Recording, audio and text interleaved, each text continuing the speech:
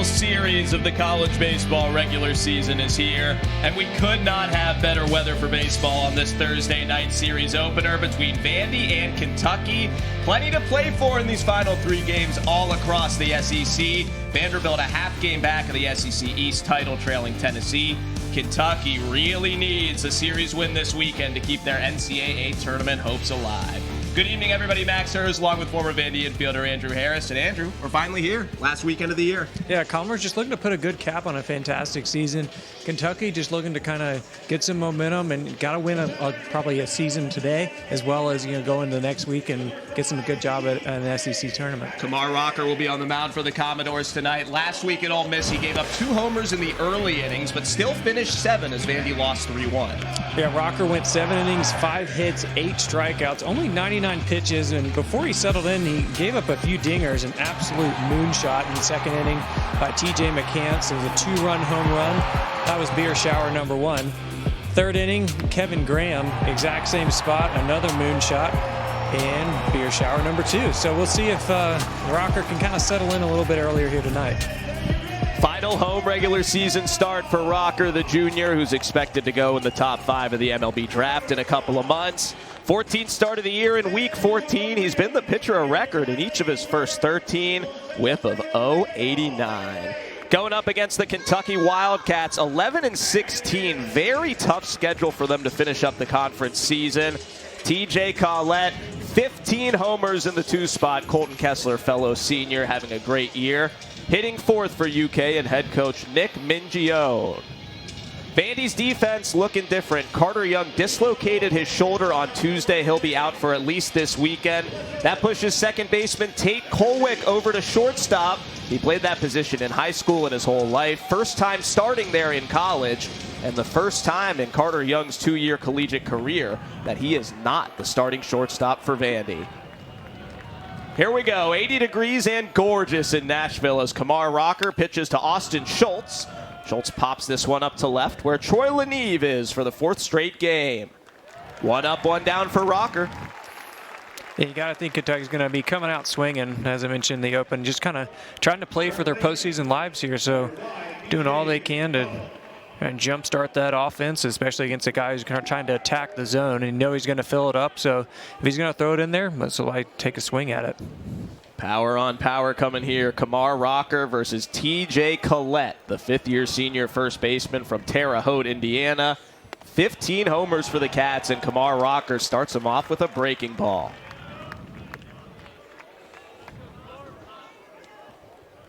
Nine of Collette's 15 homers have come in SEC play. And he's down 0-2. Back-to-back off-speeds from Rocker, a couple of sliders. Yeah, that's just go-to pitch. I mean, take a look at where this thing starts. And you bounce a ball about an inch in front of the plate, you get a swing on it, that's definitely doing some damage. Goes right back to it. 3 pitches, 3 strikes. Kumar Rocker wins the battle with TJ Collette to start the weekend. And Collette saw the exact same pitch 3 times in a row and still was not able to get a piece of it. It's always interesting to see the first time through, guys really see that slider and have a lot of trouble with it. And after you've seen it a couple times, interesting to see kind of how they handle it the second time through. But that first time, you see it out of the hands, it is tough to pick up. Araj Anu takes one that caught the bottom of the zone, says John Bramer. Anu, another senior from Orlando. 2nd year with UK as a JUCO transfer. Started every game but 1 this season. Found a home as the DH these last few weeks. Moves up a couple of spots. Had been hitting 5th. Today he hits 3rd with John Rhodes trading places. Kumar Rocker ahead 0-2. Swing and a miss, strike 3. Gets away from Rodriguez. And Anu's safe. It's the 3rd week in a row that there's been a drop 3rd strike against Kumar Rocker. And you get that because of the slider. Gets down in the zone, just got a little bit away from Rodriguez, but it's tough to hit. Sometimes it's tough to catch, especially if it's bouncing up there, so definitely got to try and keep it in front, and Rodriguez has done a really good job of that all year. Would have been a 7-pitch inning for Rocker if the strikeout had been completed. Inning stays alive for Colton Kessler, senior catcher.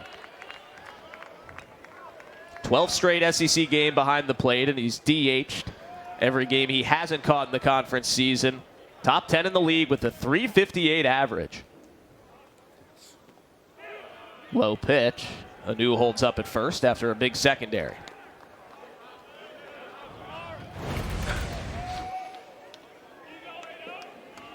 Looked like kind of surprised Rodriguez. A fastball down. Still able to keep it in front. Biggest thing for Kentucky. Yes, you're going to try to attack Rocker, but just trying to get him out of his rhythm. Get guys on base, get him into the stretch. 2-0. Anytime you can distract the pitchers, have a lot of success, get them out of the windup, trying to take a little focus on the base runners. Do everything you can to get him off his game. Kessler has Kentucky's highest batting average at .358, and their highest on base at .444. And those numbers are steady with what he's done in conference play, too. They're almost exactly the same. In fact, his on-base percentage is exactly the same, both overall and in conference play. Very impressive senior year for the lefty swing catcher from High Ridge, Missouri. Hoping that his UK career has life beyond these next couple of weeks with an 11-16 conference record. Swinging 3-0, it's 3-1. A lot of discussion around baseball and 3-0 hacks, but that one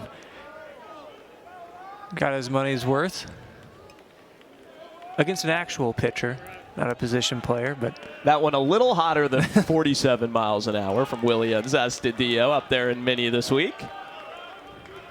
Now 3-1 on Kessler. Nothing doing with Anu over at first. Yeah, Kessler wanted a balk.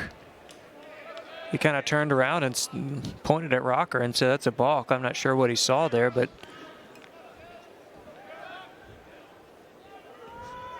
regardless, goes back to 3-1.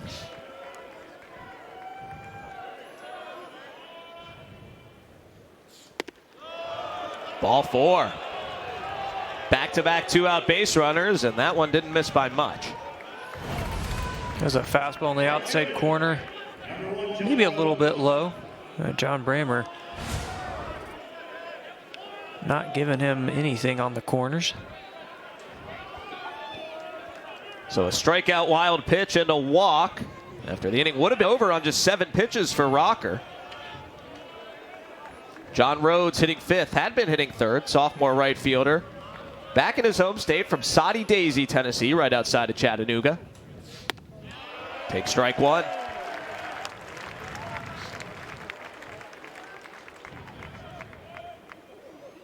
Rhodes hitting .236 on the year.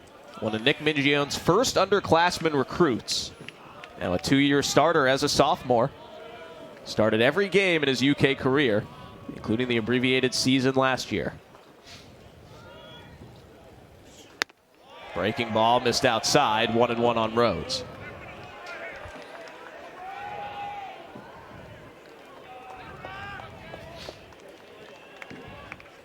Rhodes, just a good-looking athlete. I mean, kind of a top 200 draft prospect. As we see the draft lurking in the relatively near future. Swing and a miss, slider down and away. It's 1-2. A good look at the slider here on the outside corner. Again, I mean, bounces about an inch in front of the plate, but still getting a lot of swing and miss. That just shows you how difficult it is to pick up. You think it's a fastball out of the hand. By the time you actually make your swing, it's already in the dirt and you kind of look foolish.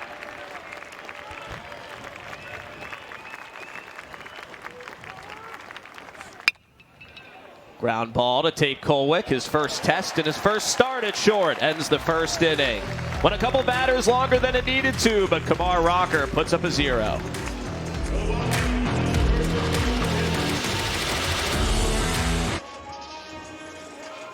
Welcome back to Hawkins Field in Nashville. Max Hers and former Vandy infielder Andrew Harris, who played for the Doors from 2009 to 2013. Kentucky's starter, their Friday night guy ever since Mason Hazelwood went out in week 2 of SEC play. Cole Stubb, sophomore from Milton, Georgia, really relies on his hard sinking pitches with some movement. He'll be going up against the Commodores tonight, and he's the only starter named for UK this series. It's all hands on deck to try and win as many as they can. Here's what the Vanderbilt lineup looks like without Carter Young and his shoulder injury. Isaiah Thomas moves up into the 2-hole.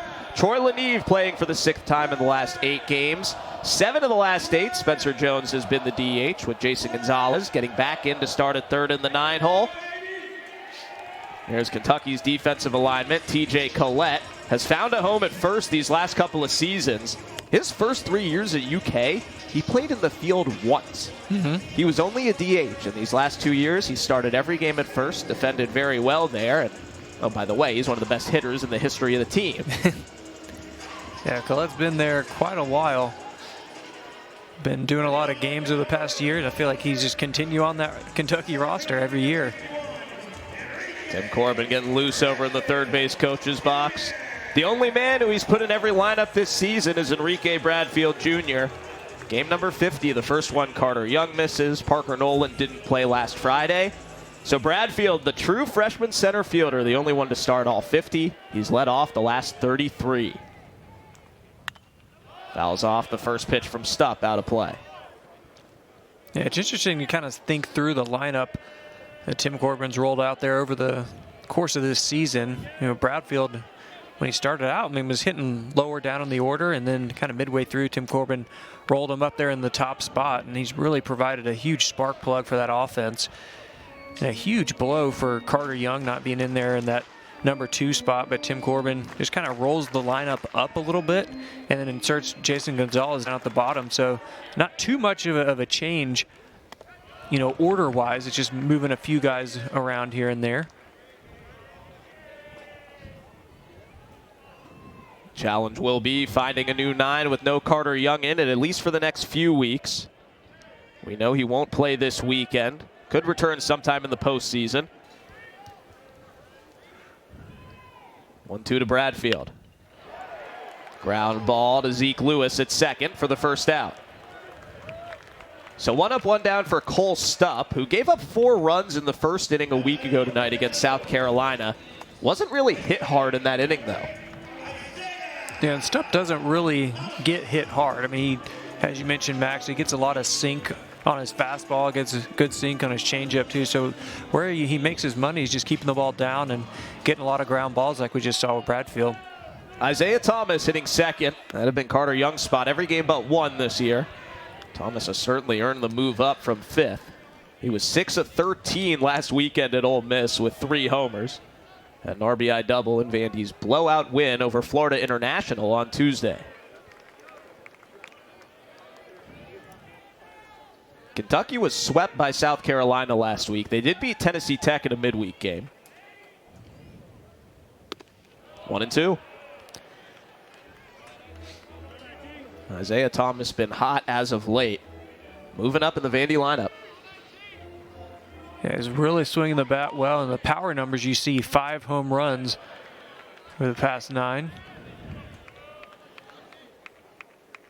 11 runs, 8 RBIs, 6 stolen bases, kind of doing it in everything. Right in the middle of that hitting streak, he missed 2 games because of a hand injury. Right. Has not affected the swing.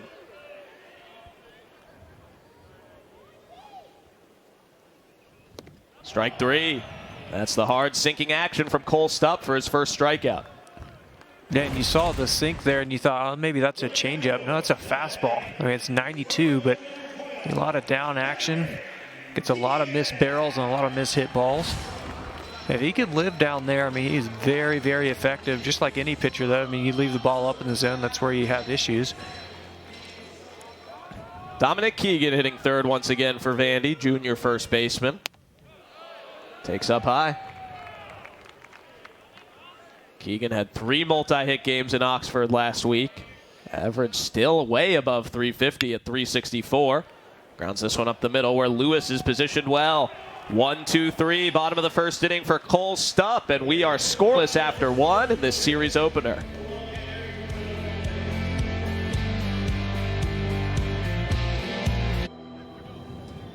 Back here in Nashville, scoreless game into the second inning. 100% capacity this weekend at the Hawk. Great to see fans out on an 80-degree night. Nick Mingione's got the sunglasses out as the sun sets here in Nashville. 5th year as Kentucky's coach, trying to guide them back to the NCAA tournament. In his first year, they reached their first ever Super in 2017. Tim Corbin and Vanderbilt are one of the 20 sites pre-selected as potential regional hosts. Commodores expected to be top 8 national seeds. Right now in 3rd place in the SEC, 2nd place in the SEC East. Kumar Rocker back on the mound for Vandy will face 6, 7, and 8 after a drop 3rd strike and a walk in the 1st inning. Chase Estep, first man up, swings and misses through the fastball. Estep, the sophomore 3rd baseman from Corbin, Kentucky. That's not where Tim Corbin is from, sadly. Making his 8th straight start at 3rd base. That's all since Zeke Lewis got back from a hand injury. Takes a breaking ball to make it 1 ball, 1 strike.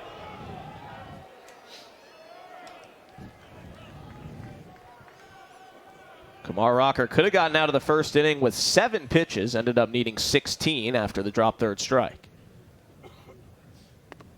Another off speed, this one for a called strike. It's 1-2. Yeah, really got that slider working tonight, Max. He's got it as the out pitch, and also he can kind of flip it in there, steal a few strikes on the corner like you just saw there. Popped up. Leneve out and left once again for the first out of the 2nd. Fitting that in Kumar Rocker's most likely final home regular season start here as a junior. It's the pitch that's made him famous, getting it done. Yeah. And that wasn't a super well executed slider, but this still gets a missed hit. Just so effective. Really tough to pick up out of the hand. Ryan Ritter, the sophomore shortstop, hits 7th. First year with the Cats, JUCO transfer. Started every game at short this season. Ritter's from the Chicagoland area. Played at Midwest JUCO Power John A. Logan College last season. One of the highest ranked players in all of JUCO ball. Came up to UK and has reaped the rewards. Been a great defender and hit well too. 288 on the season.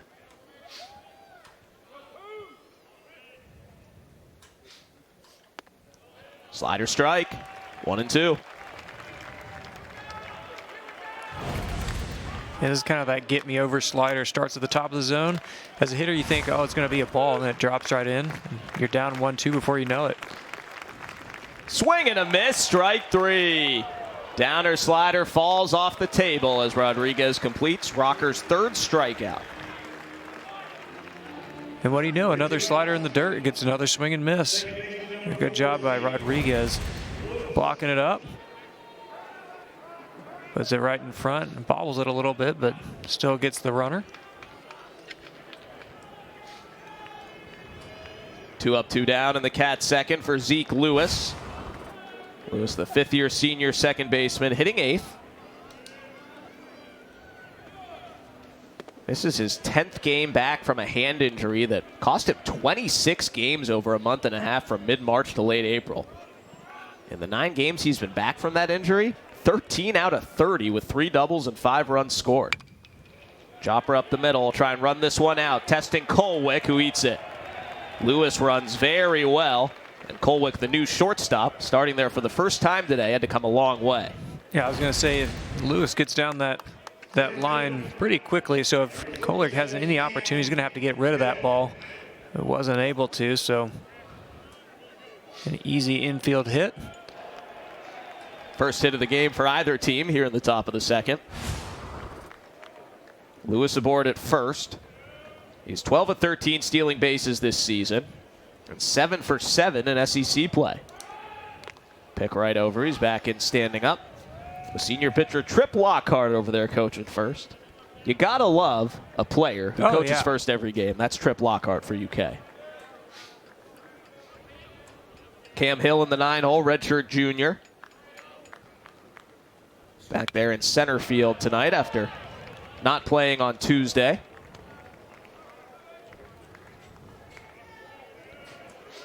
There's Tripp over there at first base. There was one weekend when he wasn't on the playing roster, couldn't coach first.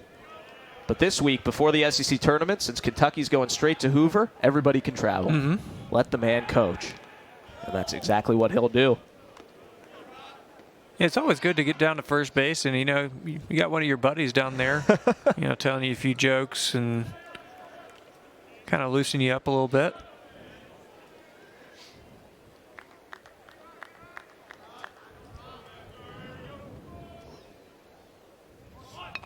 Hill bunts toward third base. Long charge for Gonzalez. Safe at first. Back-to-back 2-out hits on the infield for UK. Heads up bunt there by Hill. Actually saw Gonzalez was playing back. Put it close towards the line, so it had to make Gonzalez go a little bit further, and well-executed bunt. And Hill gave the safe call even before first base umpire Marcus Patillo was able to do it. Back to the top for Austin Schultz, who popped out to left on the first pitch of the game. CJ Rodriguez will give some directions to the Vandy infield. Schultz is a junior from Adams, Nebraska, which is southeast of Lincoln, about an hour and a half away from Omaha. Led off every game this season for UK. Split time between center and left. Has found a home in left these last few weeks. They've gone with Schultz, Hill, and Rhodes left to right in the outfield, as they do tonight. They like that group. First pitch swinging again. Ground ball to Colwick, who takes it to second himself. Second inning with a pair of 2-out base runners for UK, but again, nothing to show for it against Rocker. We are still scoreless.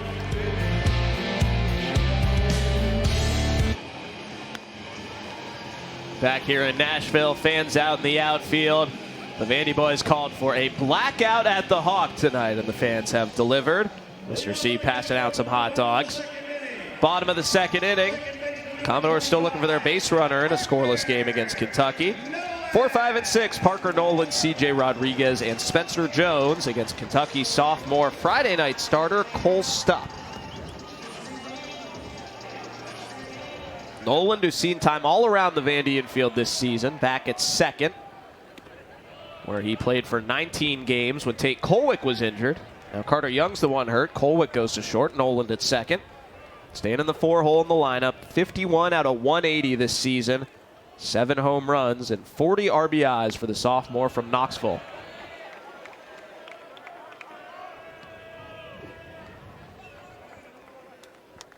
Nolan had 2 of the biggest swings in Vandy's 13-run second inning on Tuesday against FIU. Not quite expecting 13 in the second tonight. 17 guys hit in that inning. Yeah, it was pretty unbelievable. And Nolan, we know the power he's got to the left field, and it seems like the second half of this season, he's really kind of come into his own. Strike 3. Big looping breaking ball from Cole Stupp. That was a big-time curveball right there from Stupp. Hadn't seen the curveball too much. And it just drops off the table. A lot of movement from top to bottom. More 12-6. Really mixing up his pitches well today. CJ Rodriguez hitting 5th for Vandy. Sophomore catcher who's caught every SEC game but one. Did not play on Tuesday. Coming off an 0-for-9 series. Hitless at Ole Miss last week. He sat the majority of the midweeks, and Vandy's been very conscious to give him some time off. Grounds this one to Ritter at short. Good transfer and gets Rodriguez by 3 steps. 5 up, 5 down for Cole Stupp in Kentucky. Yeah, Max, at this point in the season, you've got a lot of data on these hitters. So as a hitter, you kind of got to go up there and be ready for them to pitch to your weaknesses. And conversely, you've got a lot of data on the other hitters. So at the end of the year, it's so difficult to really sneak anything by anybody because everyone's kind of seen everything that everybody can do, and the advanced stats that all these different programs have. Spencer Jones, the Vandy DH, for the 7th time in the last 8 games. Still working his way back from Tommy John surgery last summer. He is a potential 2-way player down the road for the Commodores. He's hit 3 homers in those 7 starts as the DH, including one on Tuesday that went the other way. Yeah, we've seen the power to the right side, but this is a big league home run right over the monster. The ball up in the zone, He just took a nice swing at it. He doesn't swing very hard, but just, I mean, he's a 6'7" guy, so has a lot of leverage, puts a lot of backspin on the ball, and if he gets a good connection to it, has a good chance to riding out of here. Hit him in the back. So the man who stands 6'7", 225 is Vandy's first base runner with 2 down to second. You know, just tried to execute that pitch inside, tried to get underneath the hands of Spencer Jones. That one just ran in a little bit too far, but, you know, not a terrible result. Just pass it on to the next guy. Tate Kolwick hitting 7th. Had a very good offensive weekend at Ole Miss, plus some great plays at defense playing second. He was 5 of 13 as Vandy lost 2 out of 3 in a rather high-scoring series. Ball outside to Kolwick to get things started. Vandy coming off their 3rd series loss. They've won 6 series and lost 3 heading into Week 10. Kentucky's the opposite. They've only won 3 series, lost 6, including their last 3 as they finish up with the 4 top teams in the SEC East consecutively. Very tough draw to end the season. They were 9-9 before this stretch started.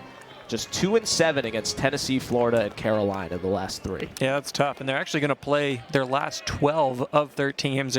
13 games are actually going to be against teams that are in the top 25, so really tough. How about a pickoff to first base as TJ Collette tags Spencer Jones out. What a way to end the inning for Stupp. Yeah, I think Jones was actually leaning just a little bit, and Stupp said not so much. Perfect throw, perfect tag. Kentucky says we're going to go in, get some runs.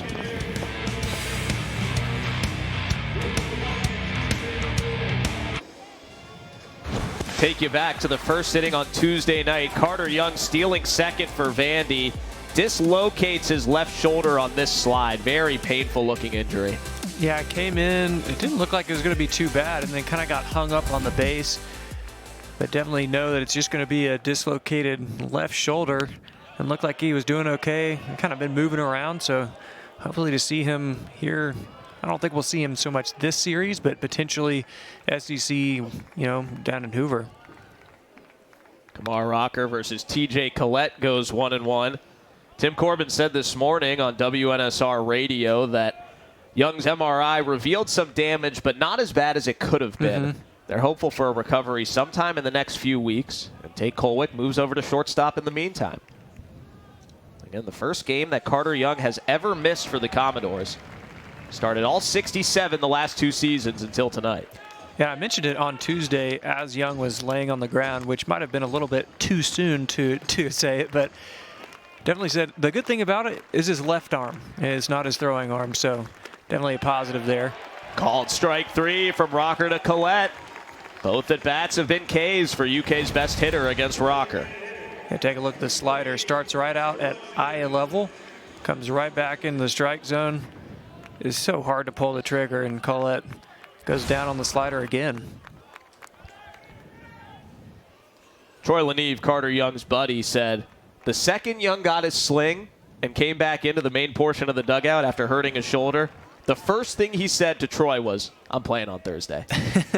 Which was ambitious. He's not playing tonight, but it shows you where his head's at. Right. Yeah, I think Leneve said, all right, buddy, we'll slow it down a little bit there. We'll make sure you're all right. The old wise veteran, Troy Leneve, calming down Carter Young.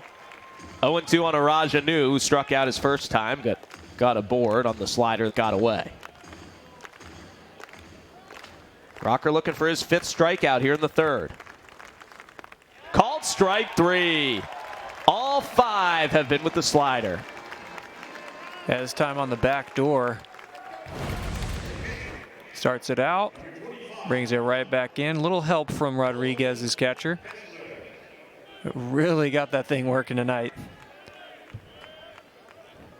Just another punchy for Kumar Rocker, who, with his 5 tonight, has passed his teammate Jack Leiter for first in the conference, both overall and in conference games only. Leiter will have a chance to answer tomorrow night in his final regular season start as a draft-eligible sophomore. 2 up, 2 down for Colton Kessler, who walked in the first. There's strike 1. Fastball running arm side at 96 front door. Now, we've seen Rocker stay around 94, but if he needs a little extra juice, he'll bump it up there 95, 96. 1 ball, 1 strike. Rocker not happy with himself as he spikes that cutter. First cutter we've seen today, and it slipped on him.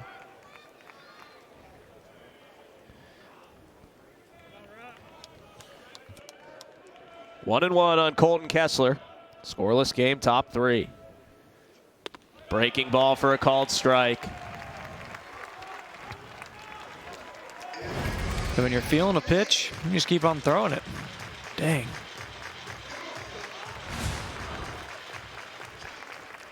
Might even see it again here. Ripped out to right. Isaiah Thomas there. First 1-2-3 inning of the night for Kumar Rocker. We'll talk to Vanderbilt Associate Deputy Athletic Director Tommy McClellan next.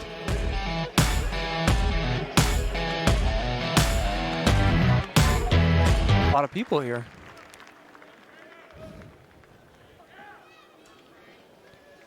Back here in Nashville, Vanderbilt and Kentucky scoreless going into the bottom of the 3rd inning. We welcome in Vanderbilt's Deputy Athletic Director for External Affairs, Tommy McClellan, who joined Vandy last summer, previously the AD at Louisiana Tech. Tommy, thanks so much for joining us. Great to talk to you. It's a pleasure to be here. Thanks for having me. Finally get 100% capacity this weekend at the Hawk. Your first time seeing Vandy baseball out in full force at home. What's it been like getting to plan out this big week? Yeah, it just feels different. Being in a ballpark earlier in the day, just to lead up, it just feels different. And hopefully we continue to carry that on into postseason. Yeah, Tommy, so Fan Fest Saturday, what time do I need to get there? What type of food can I get? Will I have fun? My kids have fun? What do we got going? Well, I know your kids will have fun, and I assume you will as well. But this is Saturday from 11 a.m. to 2 p.m. No ticket is required.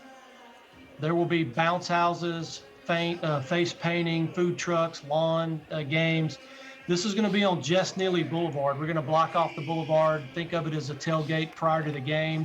And just come and enjoy it. I mean, we expect great weather. We want you to come out and have this be a lead up to first pitch. We're also going to replicate this in a regional and hopefully in a super regional as well. Tate Colwick fouls out to start the Vanderbilt 3rd inning. Troy Leneve takes strike 1 against Cole Stupp as we talk to Tommy McClellan, Vanderbilt Deputy Athletic Director. 0-2 now on Leneve. Tommy, what's it been like for you to come to Vandy in the middle of the pandemic and work with Candace Lee? Well, moving in the middle of a pandemic is probably not recommended, although I don't know if I'll have to do that ever again. Working for Candace Lee is highly recommended. Could not enjoy working with her better. She is just a tremendous leader and has a great vision and a passion for Vanderbilt. And it's very easy every day to come and follow her lead and to work really hard to produce the vision that she has. Troy Leneve lines a single out to right field. And Tommy, you get here basically right in line with Clark Lee, and you get the opportunity to really help reach Vanderbilt fans as a new head coach that everybody's so excited about starts. What are you guys hoping to show the Vandy fan base as fans come back into Vanderbilt Stadium this year? Yeah, I mean, there's going to be some fan enhancements that are going to occur. We've got some things that have been revealed, like our north end zone renovation and improvements, but there's going to be some other things throughout the summer that we will continue to lay out for the fan experience. But the main thing is that we've got 7 opportunities to watch the 2021 team play. A heck of a job there by Rodriguez to leg that one out. And Tommy, I saw football tickets went on sale the other day. How can we, as Nashville natives, kind of contribute to this next era of Vandy football? Yeah, and thank you for asking. Yeah, I mean, first of all, just buy your season ticket, support. I mean, you got to have fans in the stands, and you talked about being the Nashville natives. Clark Lee is a Nashville native. He is a Vanderbilt alum. He is through and through what we're representing every day, and he deserves the opportunity to be supportive at full strength. And, you can go to cucommodores.com/tickets for more information on tickets. You can certainly call the ticket office, but, our student athletes are working really hard every day to prove that we belong and that we're moving forward.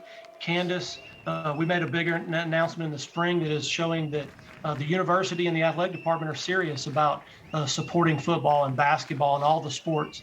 And so, I think the fans are looking for a great opportunity here in Nashville to watch great SEC ball. Then coming to Vanderbilt is a great way to do that as we score a run. Enrique Bradfield Jr. out to left to make it 1-0 Vandy. 3 straight hits, Andrew. Yeah, Vandy just continuing to swing the bat well after the barrage we saw on Tuesday. Bradfield able to sneak one by the shortstop Ritter and score Gonzalez. Tommy, I want to be as fast as Bradfield when I grow up. Don't we all? Don't we all? Tommy, you mentioned the Vandy United fundraising that was announced earlier this spring and is still in progress, those investments in football and basketball. As you arrive at Vanderbilt and have been such a big part of that, what stands out to you about the funds you guys have raised in that project in general? Well, I think 2 things. I think the depth of the vision that Candace and Chancellor Dearmeyer have. So that's number one that stands out, is that there's a vision and a purpose for what we're trying to accomplish. I think the second thing that stands out is the immense passion and capacity for fundraising that our fans have. And so, we still need more, but to do something of this magnitude, it takes more than just the support from the university. It takes the support from a lot of people. And it's going to require everyone to be a piece of the puzzle. We call it Vandy United for a lot of reasons, but one, it's a unifying force. And how does one support it? Well, one, you can be philanthropic in giving to Vandy United. You can buy season tickets. You can buy merchandise, but you can also just speak well of Vanderbilt athletics. And we've got to do our part to make that easier. But it starts with everyone. Everyone has a role in how we move this athletic department forward and achieve the vision that Candace and Chancellor Dearmeyer have. Everyone. Yeah, that's a good point, Tommy. I personally have seen, how Vandy baseball has really been transformed over the years from, when I was in high school and then when I was here at Vandy and even in post-grad and, while I'm working here, after Vandy. And the facilities itself have expanded exponentially. I mean, what does the Vandy United initiative kind of do to enhance the athletic experience kind of for all athletes and really spill that over into all the other sports? Yeah, and on this particular project, there's several elements that will touch all athletes. The most direct is the new Magoogan, if you will, whether there's nutrition, sports performance, the academic center, student services. All of those things are a part of this project. They're obviously the very direct things or the visible things of the football operations facility and the basketball operations facility that are going to be improved. And those things are much needed. I mean, Vanderbilt Stadium and really football in general have not been touched or upgraded in a significant way in decades. And so we're doing things that are required. But that's not to say that we're not going to do things at venues such as Hawkins Field or others across our campus. We have also a vision of doing things that will improve those year upon year that may not necessarily be a part of what we're referring to as Vandy United, but that will still be a part of the overall theme of how we improve our athletic facilities and the fan experience. Isaiah Thomas hits a ground ball to Ritter at shortstop, to second for 1, safe at first base. So first and third now for Vandy with 2 outs. We're talking with Tommy McClelland. Tommy, I think folks in Vandy Nation know you. Oh, and it looks like they might be flipping this call over. Let's take another look. Yeah, nice toss, nice start from Ritter. Interference, I think. Yeah, I think it was. Or at least that's what they're looking at. So interference on the base paths ends the inning for Vandy with a run in. Tommy McClelland, it was so great to talk to you. Thanks for all your work to help make this weekend great. Thank you so much. Anchor down. 1-0 Vandy after 3.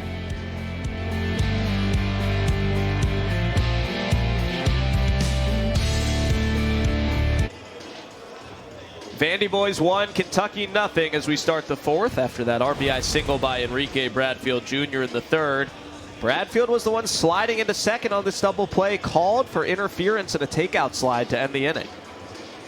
Yeah, it looked like Bradfield's leg. And it said, I mean, it looked like he did try to take him out a little bit because it did grab his leg, but it did look like Bradfield was sliding directly through the base, which you're allowed to do. So, I don't know. Think it may have been the elevation there? Yeah, got a little too far off the turf? You're allowed to slide through, but Bradfield's leg might have been a little high. I don't know. 1-1 on John Rhodes as Kumar Rocker retoes the rubber here in the fourth. 5, 6, and 7 in the Cat lineup. Rhodes, Chase Estep, and then Ryan Ritter.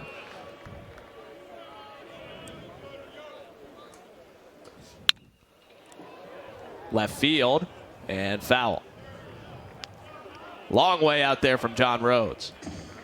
It was early on the slider. No, the slider was left up in the zone. Rocker definitely probably wanted that one back out of the hand, but breath of fresh air because it was a foul ball. 2-2 as that slider bounces away.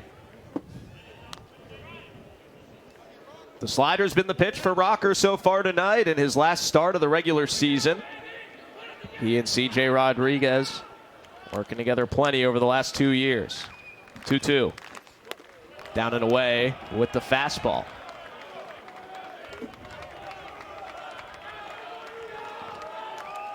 John Rhodes has worked the count full to start the Cat fourth, down a run.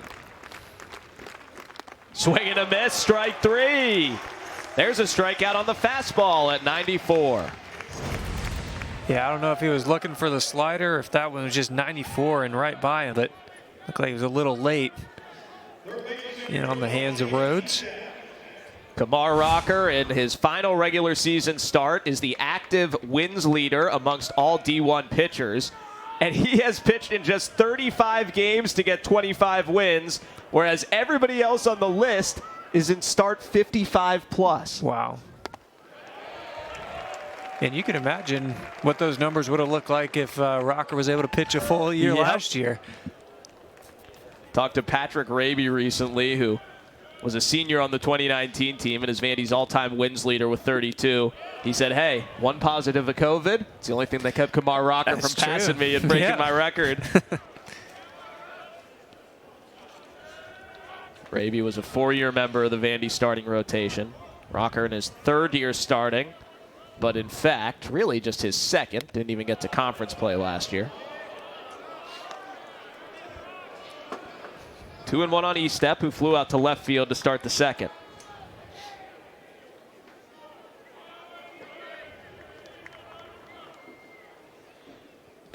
Three and one.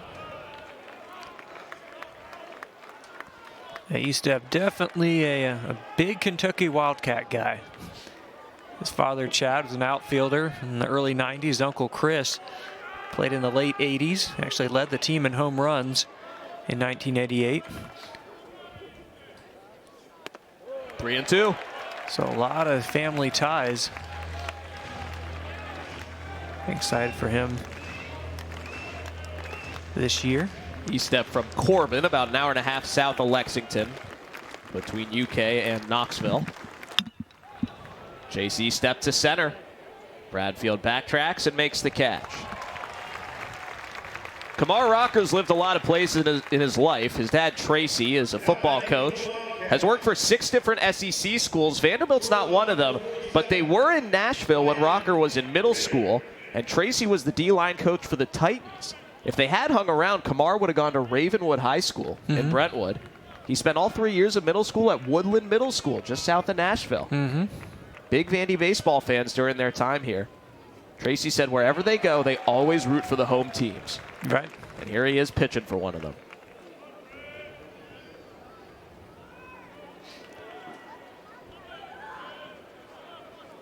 0-1 on Ryan Ritter, the Kentucky shortstop. The Rockers had a neighbor down in Brentwood who had season tickets to Vandy baseball. Took Kumar to some games to see Andrew Harris and his teammates play. Some great Commodore teams, those 2011 and 13 editions especially.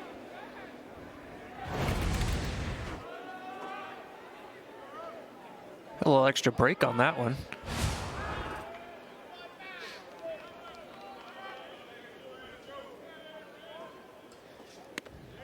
2-2. John Bramer gives him that strike down and away. So he's gone with the big sweeping slider, the fastball. See what he comes right back with here. Breaking ball for a swinging strike 3 on the sword. Second straight 1-2-3 inning for Kumar Rocker. He's got 7 strikeouts, and the Commodores are ahead 1-0 after 3.5.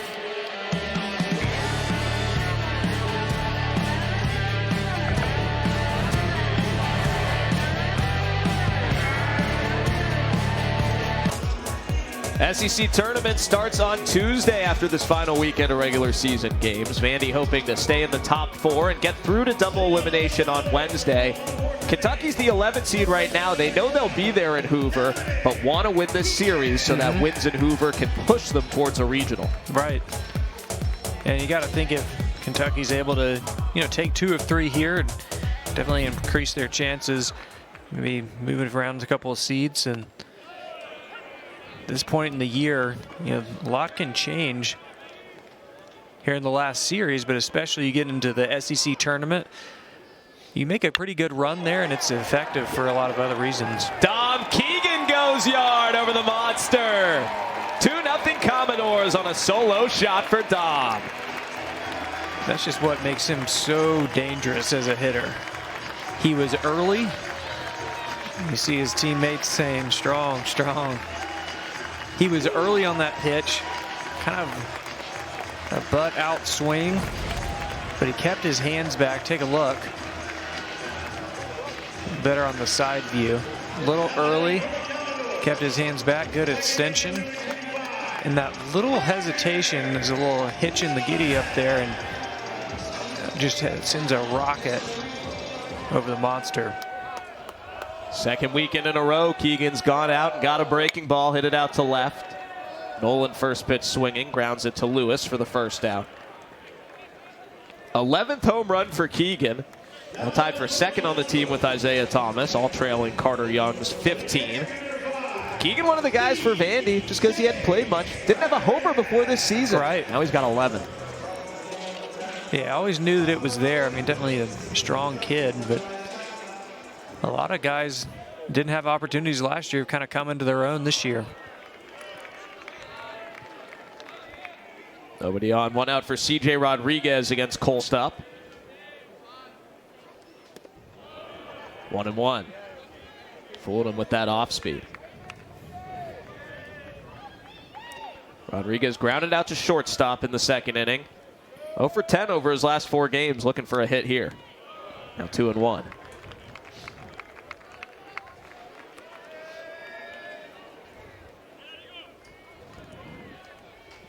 Rodriguez, the sophomore from Orange County, Newport Beach, California. Takes to make it 3-1.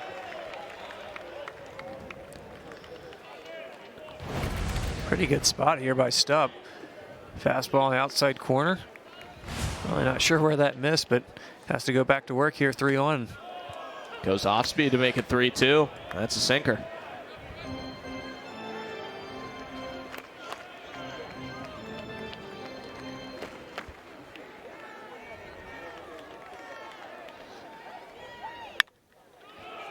Chopper. Another one for Lewis. Gets the out. Well timed by Zeke Lewis, the veteran second baseman. Yeah, that's where Stupp does a good job. I mean, he just keeps the ball low. The home run that we saw to Nolan, or sorry, to Keegan, was more so just, curveball was kind of left up in the zone, so really you got to just keep it low. Spencer Jones hit by a pitch, then picked off his first time.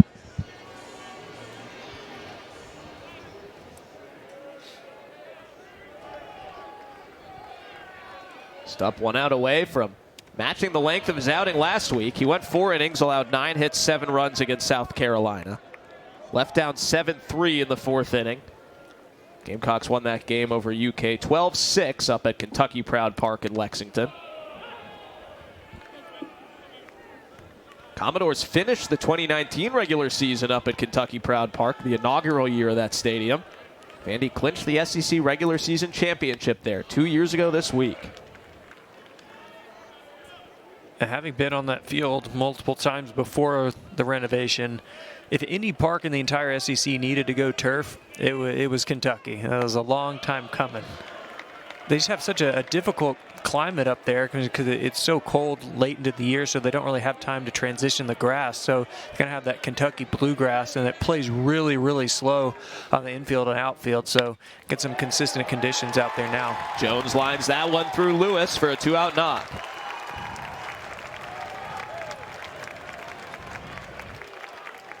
That's just Spencer Jones's game. We'll see him hit the long balls every once in a while, but does a great job just kind of spraying it where the ball's pitched.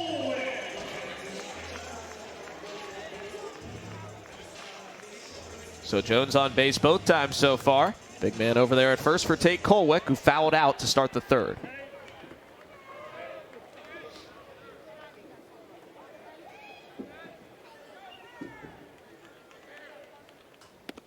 Big swing and a miss for Colwick. Commodores got their run in the bottom of the third inning.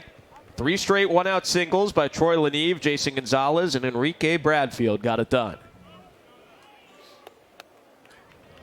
Dom Keegan a solo shot to start this fourth and double the lead. Another pickoff throw over to first. Remember, Jones was picked off in that same manner back in the second.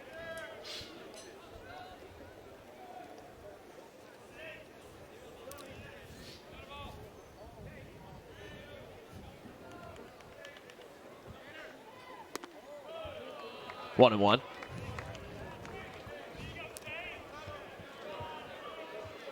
Tim Corbin said he's starting to see Tate Colwick get his game rhythm back.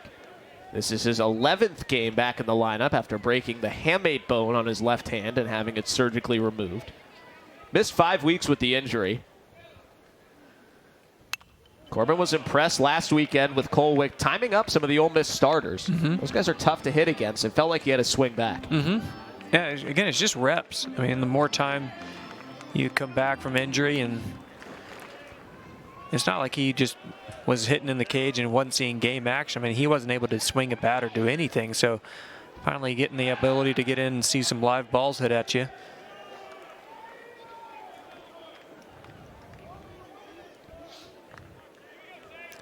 And more so anything, just mentally knowing, hey, my hand's going to hold up when I take a swing here, because, I mean, he heard it during a swing. I mean, he connected with the ball, and I mean, the bat kind of went flying. So always knowing in the back of your head, like, hey, if I connect with this thing, is my hand going to hold up? So the more times you're just kind of able to get that out of your head, the better. They're very concerned over at first with Spencer Jones, who's 3 for 3 running this year. These are the two teams that have run the most in SEC play.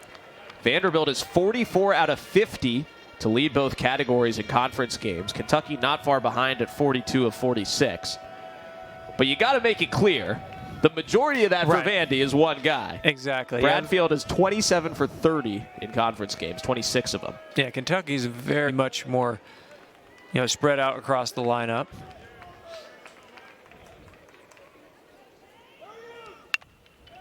Colwick grounds one. Estep plays back on it and makes the long throw across for the out. Nice play by Chase Estep to end the inning. Commodores double their lead on a leadoff solo shot by Dominic Keegan, his 11th of the season. Flip your bat, Dom. That's a bomb.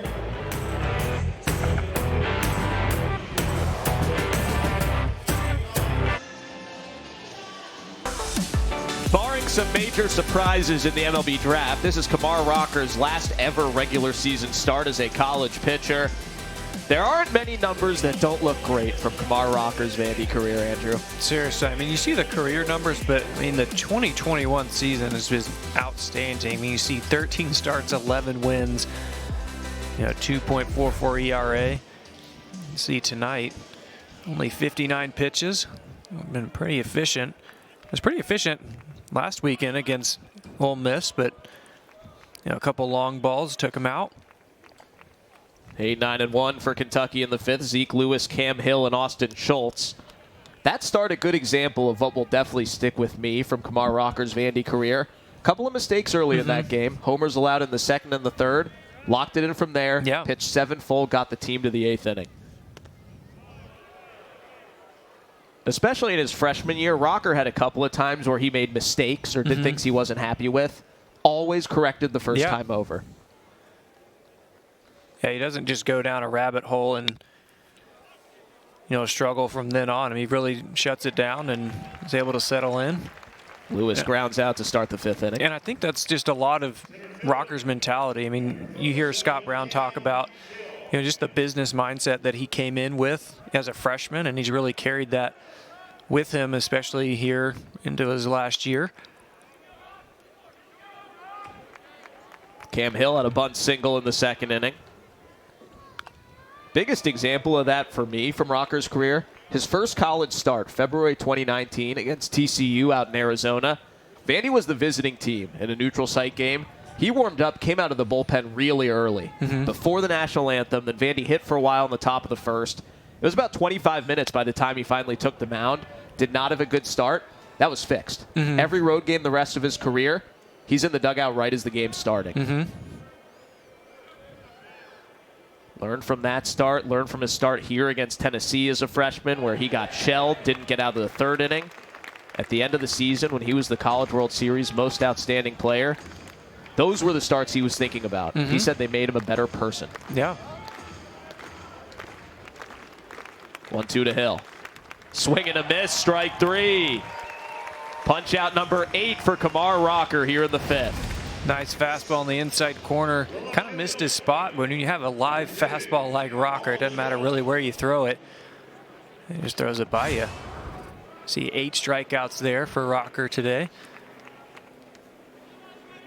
I mentioned the mentality of Rocker just coming in as a freshman, and Scott Brown has continued to praise that. And he really said Rocker kind of has turned the corner this year, especially last year as well, but more so just in his pregame preparation as well as, his bullpens. He can really tell the difference between a guy who's, just kind of going through the motions or just using this, bullpen as an opportunity to, get his arm loose. But the guys that really lock it in and kind of get in that game attack mode are the guys that really take it to the next level. And that's what Rocker's been able to do.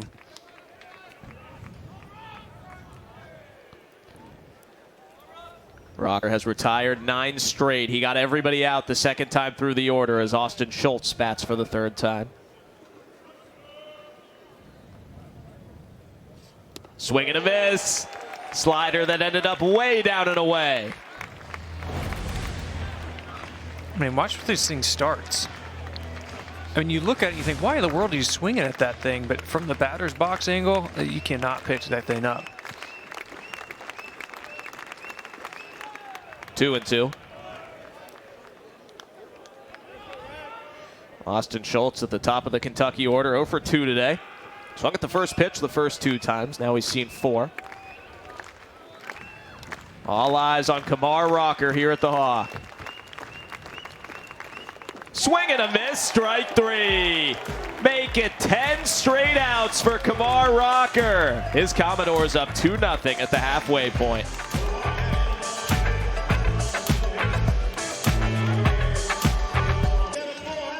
Back in Nashville, I'm Max Hers with former Vandy infielder Andrew Harris. 100% capacity in the building. Still room for some folks up on the garage on this gorgeous 80-degree evening here in Nashville. Expecting great weather throughout this series. Tim Corbin earlier this week on radio said he talked to Big G, a.k.a. the man upstairs, and he guaranteed some great weekend weather for the finale. He did, apparently. The promise has come true. Vandy fans up dancing and making some noise here in Nashville. It'll be 8-9-1 for the Commodores, leading 2-0 against Cole Stupp and Kentucky. Troy Leneve, Jason Gonzalez, and Enrique Bradfield Jr. for the Black and Gold. Yeah, I think Tim Corbin, they've been to some rockin' parks. They were up in Knoxville and had a fantastic fan base there, and there was a lot of energy. They just got back from Ole Miss, and we saw at the beginning of the broadcast how rockin' it was there. And so I think Tim Corbin able to see the energy that they put into the field and into the game, and just really wants to try and replicate that here at Hawkins Field. As it's the first weekend we've been able to kind of have full capacity. So Tim Corbin making a full case for that. John Bramer calls this one inside on Leneve. And Tim Corbin said, I think we, it's put a good product on the field. We have some pretty good pitchers, and he just kept kind of playing it down. It was a pretty funny interview. Tim Corbin, the king of underselling his team. We have a decent team. We have some decent pitchers. 1-2 to Leneve. Inside again. 2-2. Leneve singled and scored in the third inning to score Vandy's first run.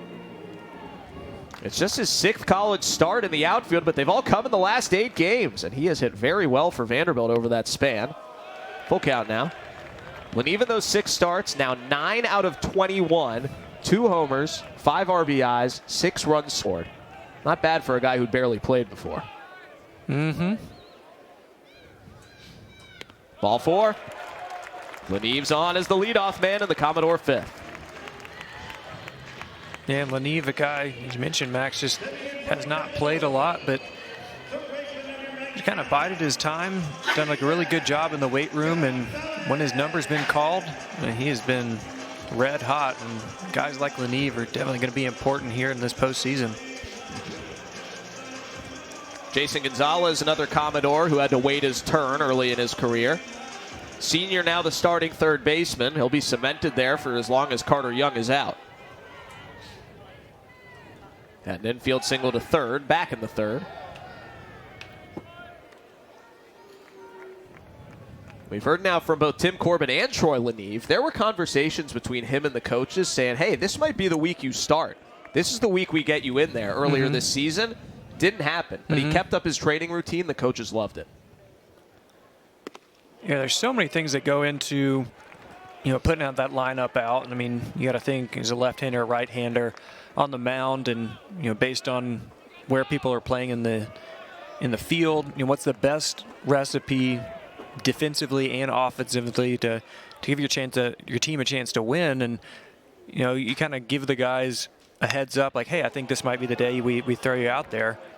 One out at second, another at first. Ryan Ritter starts the 6-4-3. This up gets another weak ground ball. That's where he does his damage. A nice job by Ritter getting over to his right. Perfect throw to Lewis and a nice turn. Kentucky with the new turf out there, no surprise, playing some good defense. Don't get a lot of bat hops on the turf here. Definitely love playing on it as an infielder. Just kind of let that ball come to you and concentrate on making those throws. Leadoff man Enrique Bradfield Jr. hits for the 3rd time. RBI single through the left side in the 3rd, made it 1-0. Tom Keegan's homer in the 4th made it 2-0. That's where we stand. And that looks like it'll be where we stand after 5. Ritter in shallow center makes the catch. A leadoff walk, but a double play and a pop out for Cole Stupp, who's through 5. 2-0 Vandy.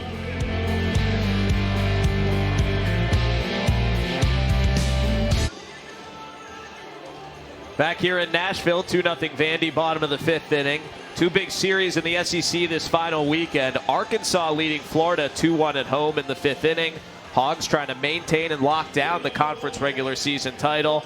Tennessee up 7-2 over South Carolina. That's who Vandy's chasing for the SEC East Championship, while also trying to get in the top 4 in Hoover to get straight into the double elimination portion. So a lot still up for grabs this week, Andrew. Yeah, you look up in a few days and the seeding for that tournament could look a lot different. Kumar Rocker versus TJ Collette to start the 6th. First 2 times Collette's been up, he struck out. Only seen 1 ball, 7 pitches from Rocker to Collette to take care of him twice in our premium matchup of the evening. Start him off with the fastball swing and a miss. Bounce that one in, 1-1. I don't know how Rodriguez caught that. It was a spiked fastball, and he hopped up and just popped in his glove. Easy as that.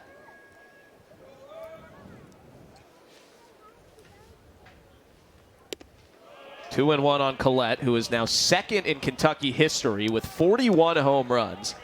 He's 9 behind John Wilson, who played from 98 to 2000. Just past A.J. Reed, one of their recent greats, who hit 40 over his career. Collette, the 5th-year senior, ahead of Rocker 3-1.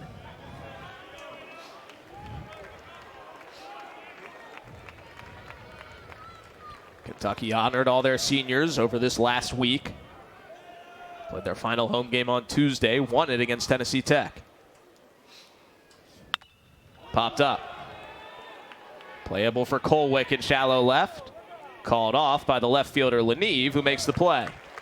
Good communication on that high pop. Yeah, anytime you have a switch around in the infield, Colwick now being the shortstop has a little bit more authority for those pop flies, but gets called off with a Neve last second. Carter Young missing his first game ever with a shoulder injury suffered on Wednesday. Out for at least this weekend.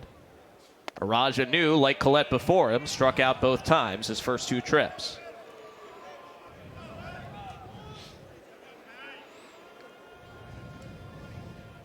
'78th pitch from Rocker in the game. Swing and a miss. Change up from Kumar. I was looking through some of the game notes for Anu. I mean, you want to talk about an athlete. I mean, his dad played football at Florida under Spurrier. His mom ran track at UCLA. So I don't know if you can get a better combo than that. Ground ball to Noland at second for the second out, and Rocker's 12th straight out.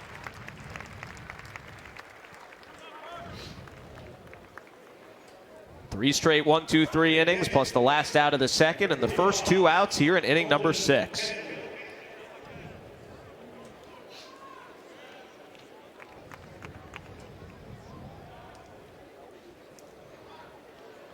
Nine strikeouts in the game for Rocker. 79 pitches, 53 strikes, and just 26 balls. And what is almost definitely his last regular season start. Those 2 talent evaluators in the front row scribbling notes and zooming in on their video phones could tell you a thing or two about that. I think a lot of guys have recognized, yeah, we're definitely interested in the kid. Now we're thinking, where are we going to take him and how much money are we going to give him? And for just about everybody, is he still going to be there when we're picking? Exactly. 1-1 on Colton Kessler after the daddy hack comes up empty. 12 straight outs for Kumar Rocker, working with a 2-0 lead. Fouled off. Rodriguez says good pitch.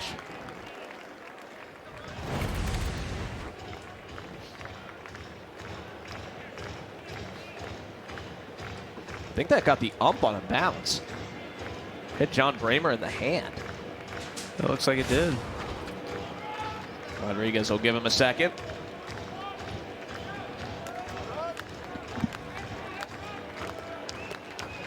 Something has caught those scouts' eyes in the front row. A top prospect in left field, perhaps. 1-2. 2-2.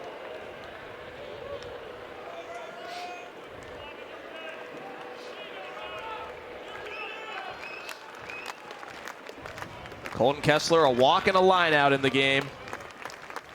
Cleanup hitting Kentucky catcher. His 24th game in that spot in the lineup.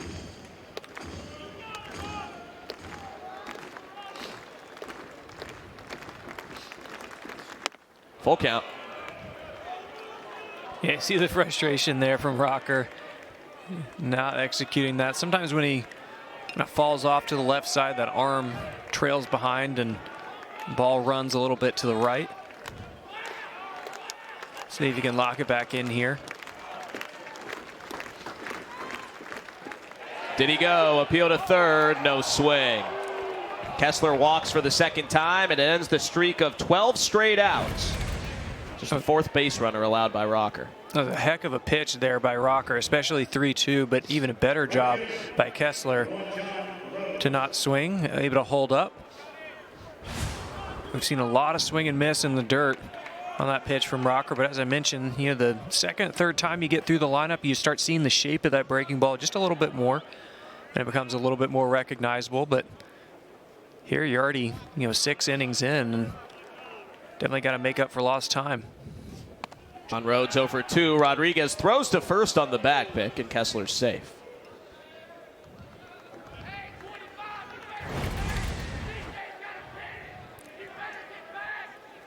As the fan said, CJ's got a cannon, and definitely right about that. He's no stranger to try and back pick.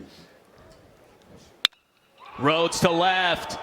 This one stays fair, and we are tied.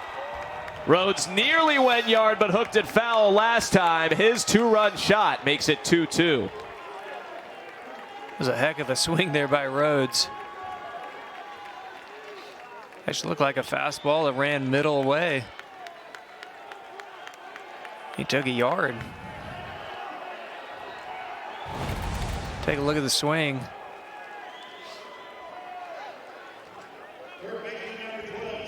Yep. Kind of missed his spot. It was supposed to be outside, ran back over the middle of the plate.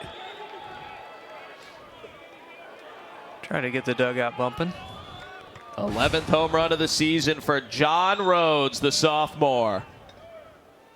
Now Chase Estep takes a strike from Rocker. That's when the homers against Rocker this year have come. Ambushing the fastball and getting it.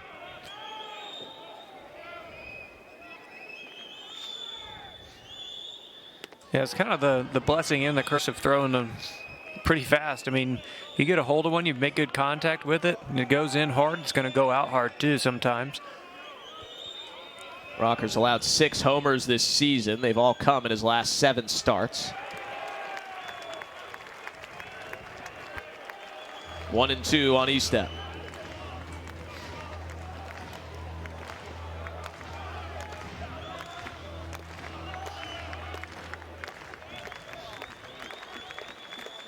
Swing and a miss, strike 3. Rodriguez blocks it up. That's 10 strikeouts for Rocker, but all of a sudden we are tied. John Rhodes with a 2-run shot from 12 straight outs to a 2-2 ball game. Kentucky right back in it.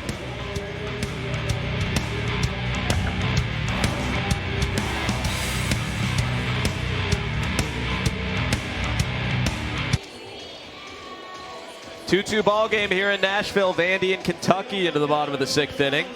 Max Hers and former Vandy infielder Andrew Harris with you. We'll have you all weekend here on SEC Network Plus. Cole Stupp back to the mound, pitching in a tie ball game after the 2-run homer by Rhodes in the top. 2, 3, and 4, Isaiah Thomas, Dominic Keegan, and Parker Noland hitting for Vandy.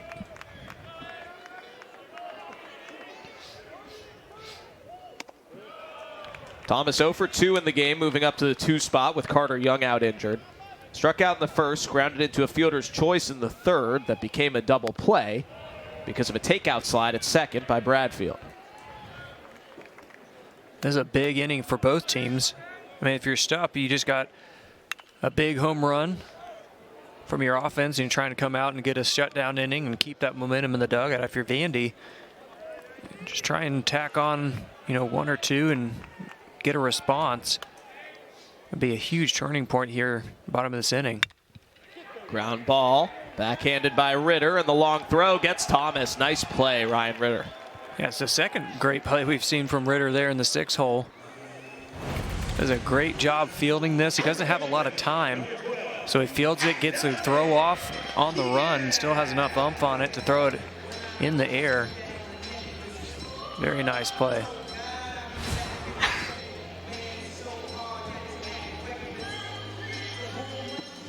Ryan Ritter, the shortstop in his first year with UK and the JUCO transfer, showing the glove. Tom Keegan 1 for 2, homered last time. This is what it looked like. Out in front of a curveball, pulled it over the monster. Yeah, take a look at the swing. I mean, that's about as good as it gets. His home runs, they're not towering. I can't remember the term Tim Corbin used, but more line. What did he call it? Line? I believe it was fliners. Fliners, that's right. Technical term. Halfway between a fly ball and a line drive. 2-1. Keegan on a 10-game hitting streak. Look at those numbers. Half the hits have gone for extra bases.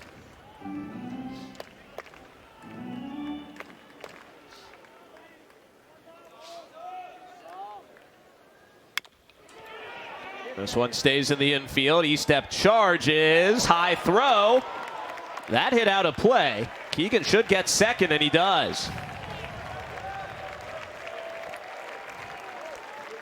A nice effort by Estep with a high chopper. That was all that he could do to come and get it and fielded before it bounced and then tried to get rid of it.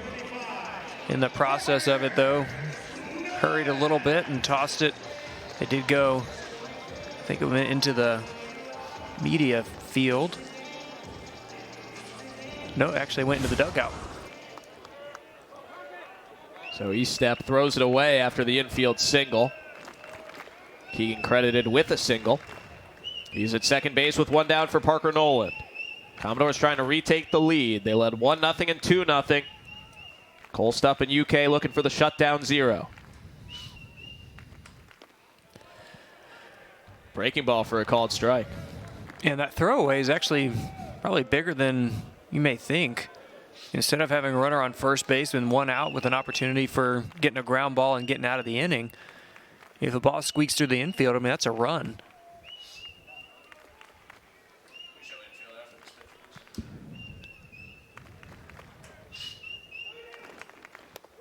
One ball, one strike on Noland. They've got the third baseman Estep way in, leaving a big hole on the left side for Noland. Yeah, Estep's playing in. Ritter's playing a little bit up the middle.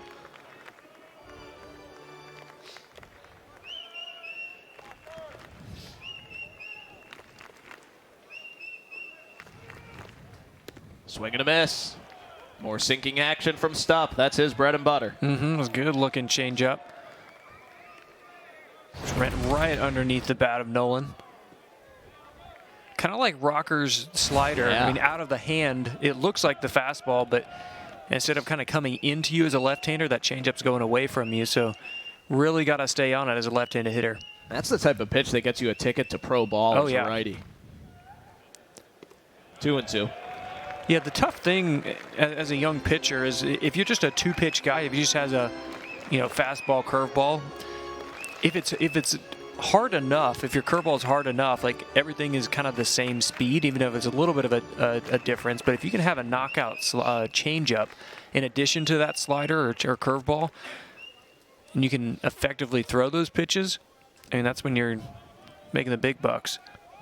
You see the pitcher and catcher both looking down at their wristbands. Got a chance to ask Colton Kessler this week, what are the pitcher wristbands for if you have a catcher headset, which they do? It's for situations like this, sign sets with a runner on second. That's the only time they'll use it as Nolan strikes out. Big K for Stupp again on that changeup.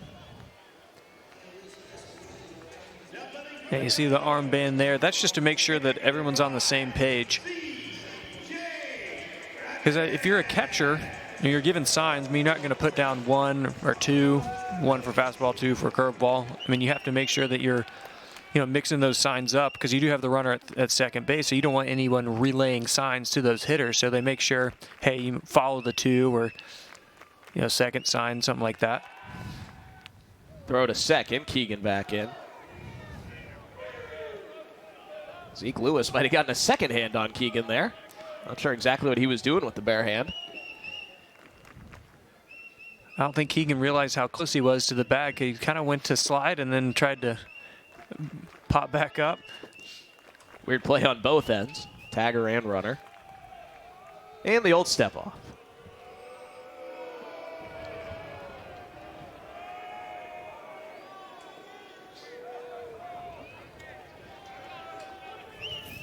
Rodriguez 0 for 2 in the game so far, a couple groundouts. 1-0.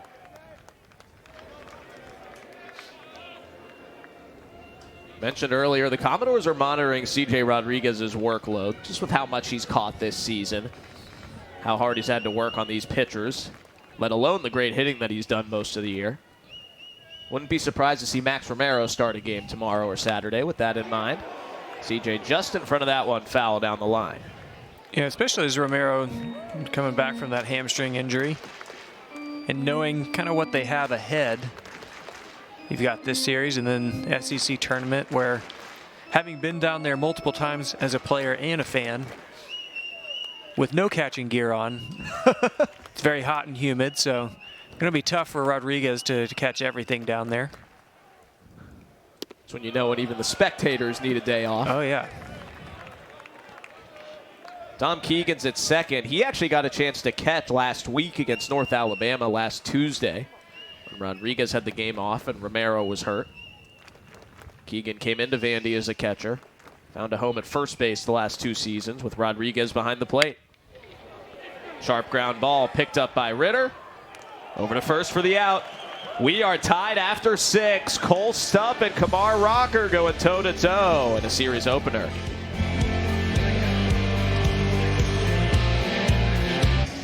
Sun's still setting, and we're already in the 7th inning on a Thursday night. A little bit of an ace-off going.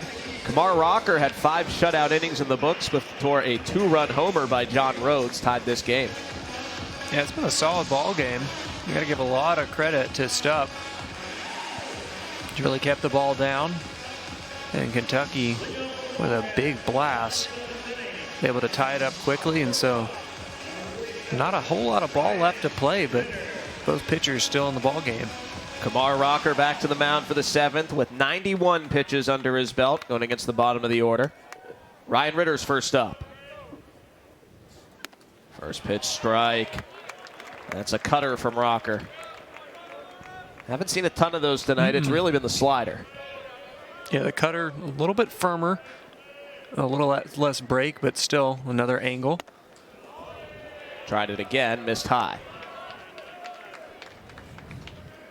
Ritter 0 for 2 with a couple of strikeouts, but some great work in the field, as he's done all year for UK. Fouled off.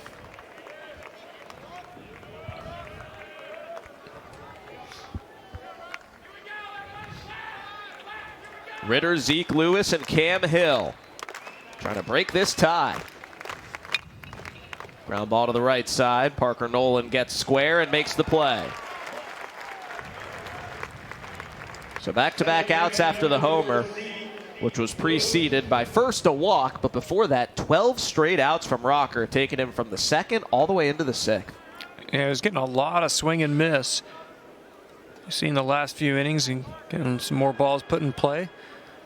But as a pitcher, I mean, keep the ball down, let the defense work behind you, and that's when you can get some quick innings. You don't have to do all the work yourself. Zeke Lewis, first pitch swinging right to Keegan. Nice pickup on the one hopper for a big second out.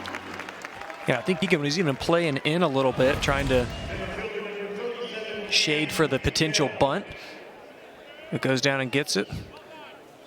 We knew that Keegan, solid catcher as well, so solid reflexes over there at first base. A lot of guys asked to play some different positions. And we see Nolan, I mean, seen him play a lot of different positions around the infield. Keegan playing first. Kolick moved over from second to short. So a lot of guys just doing their part and trying to give the Commodores the best opportunity to win. And that's what Tim Corbin said after Carter Young got hurt. Kolick doesn't need to change anything. Right. We've been training everybody at every position. Tate's just got to be Tate, Coach Corbin said. 1-0 to Cam Hill. And he also said, I mean, with the shifts that they're doing so many times, a lot of times, you know, Kolick is playing in different positions. He's not necessarily playing at second, like in the normal second base position. I mean, sometimes in the heavy pull, he's shading over more in more of a shortstop position. So he said it's just fielding ground balls. It doesn't matter where he's doing it. Rocker gets a big 2-0 whiff to make it 2-1 on Cam Hill. Bunt single back in the 2nd inning. And a strikeout in the 5th. Tap foul on Rocker's 100th pitch. Rocker 7th inning, 2-2 ball game. Yeah, he went 99 against Ole Miss. You see 100 here. Depending on how he's feeling, you got to think, could this be his last inning? 2 shakes from Rocker in the 2-2. Bunted. Foul! If that's Rocker's last regular season pitch in college, what a way to end it.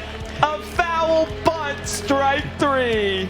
2-2 as we stretch.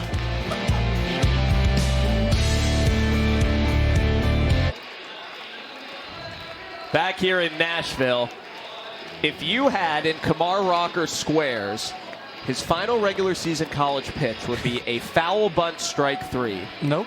Congratulations, you are the winner. Couple of 7-inning starts to finish up the regular season for Rocker, who exits in a tie game.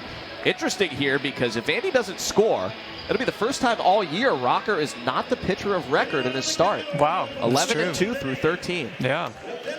You see all 5 of his earned runs last Friday and tonight off of home runs.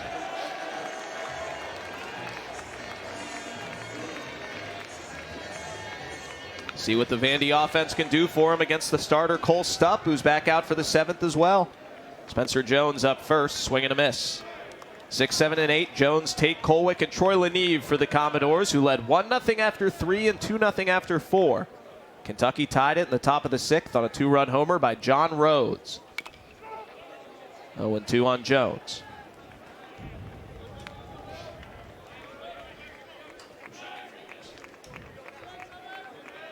Luke Murphy throwing in the Vanderbilt bullpen with Kumar Rocker in the dugout. In between sips of Pedialyte when we showed him to you. That means he's done. 0-2 to Jones from Stupp. Jones lays off. Spencer on base both times so far, hit by a pitch in the 2nd. Single to right field in the 4th.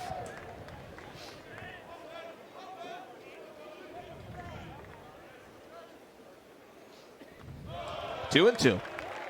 Couple different forms of tough takes for Jones here. Yeah, Stupp really working a lot of different sides of the plate, trying to get him to chase down. I was going to say Stupp has gotten into a little bit quicker rhythm. From 0-2 to 3-2. With a couple of foul balls, it definitely kind of slowed down here mid-AB. A good changeup in the outside corner. Just missed it a little bit.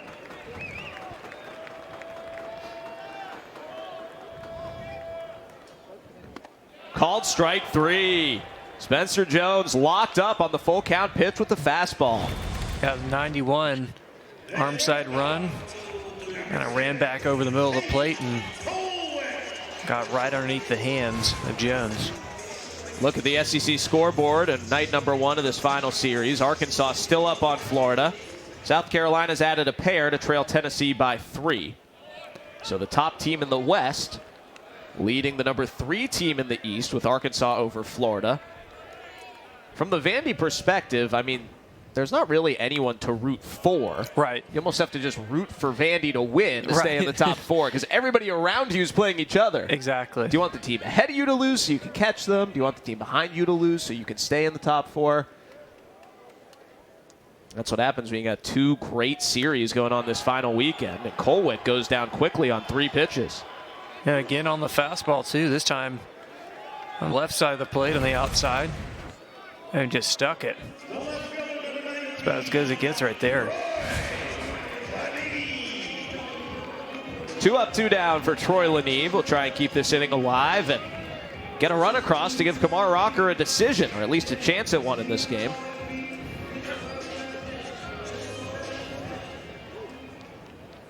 Cole Stupp trying to finish 7.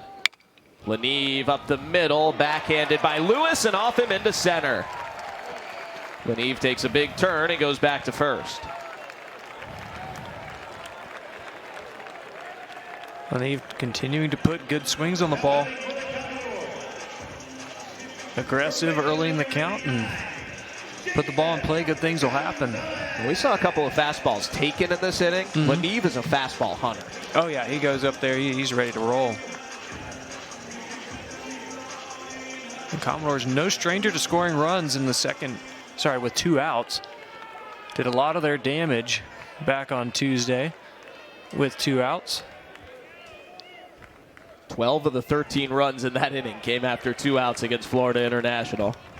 En route to a lopsided 20-4 win. And it wasn't like FIU was, walking people. Vandy just put good AB back to back to back. That's really where they can do a lot of damage. Yeah, they can do damage with the long ball, but you get some guys putting good swings on it and working counts. That's where they really, really will hurt you. Vandy had 6 doubles in that inning. Tells you what this offense is capable of. 1-1 on Jason Gonzalez with Troy Leneve on first and 2 down in a tie game. Bottom of the 7th inning here in Nashville.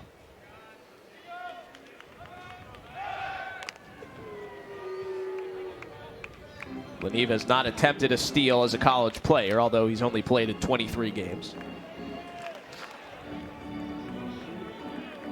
Gonzalez, an infield single in the third, grounded into a double play in the fifth.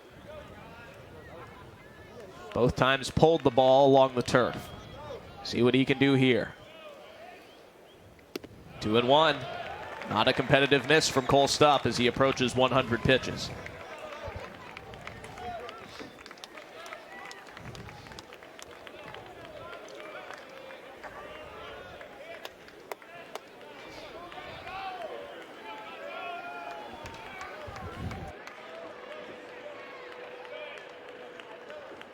Two-1 to Gonzalez.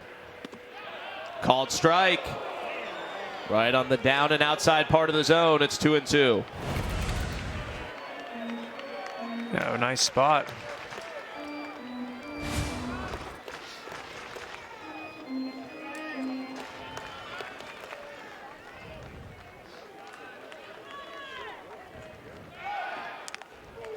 If Stupp gets this next out, he'll have gone through 7 innings in 5 of his 10 SEC starts. That's big. With Mason Hazelwood, their ace, out since the last week of March with an arm injury, Stupp has stepped up in his sophomore year.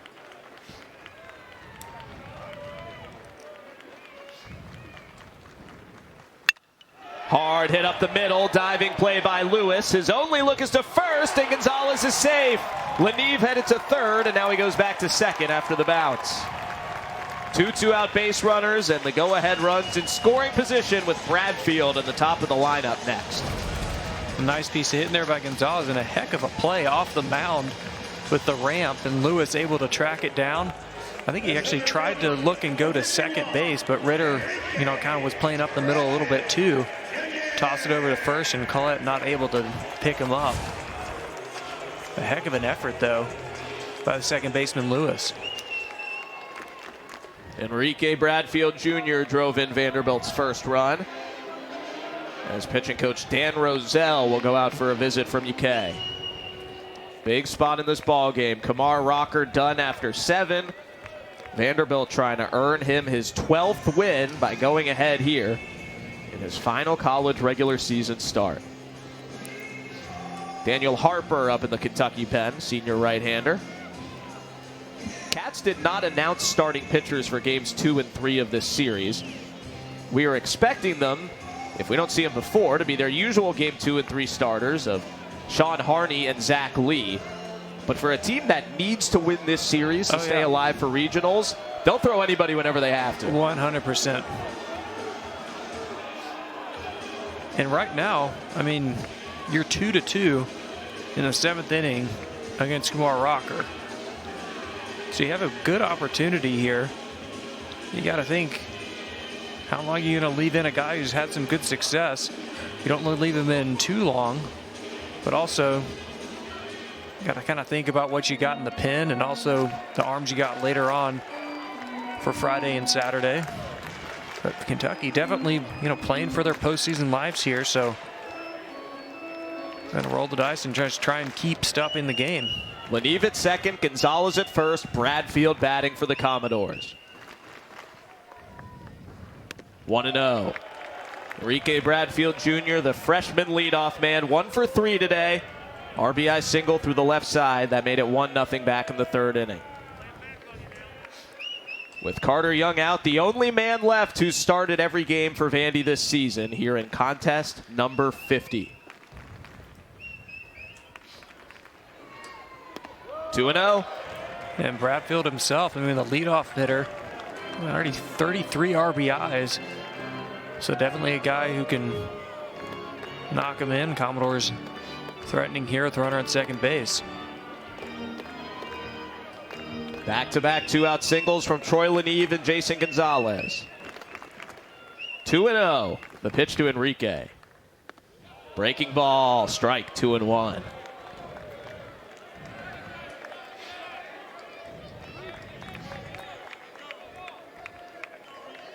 Bradfield talking to himself.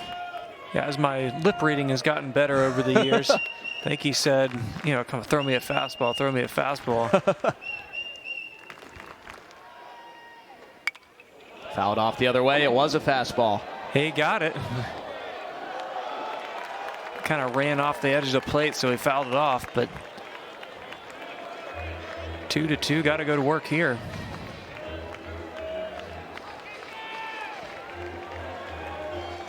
Stupp gets his signal from the dugout, and Coach Rozelle, who just talked to him on the bump. Kentucky looking for a big out to keep this game tied. Foul it off again. Enrique Bradfield Jr. fouls off a 2-strike offering. Yeah, that time got a changeup, so Bradfield's seen a lot in the arsenal from Stupp. This AB. Have not seen many curveballs from Stupp. Really relies on the changeup to the left-handers. Let's see what he comes with here. Another 2-2. Full count. Lenivin Gonzalez can run on the pitch. Yeah, tried to come inside with the fastball and missed. Big opportunity here. 3-2 count. Runners are going to be going. The crowd's starting to get into it. 100% capacity at Hawkins Field, and all black rises to their feet. Go-ahead run on second base. 3 balls, 2 strikes, 2 outs in the 7th inning. Cole Stupp and Enrique Bradfield Jr. will have to wait. The third base umpire, Wes Hamilton, signaled time.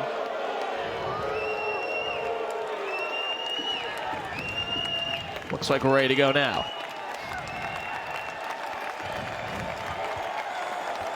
Crowd's back on their feet. 3-2 from Stupp to Bradfield. Ground ball right side. Lewis handles it and gets the out. Cole Stupp is through 7, and Kentucky is tied. Going to the Vandy bullpen next.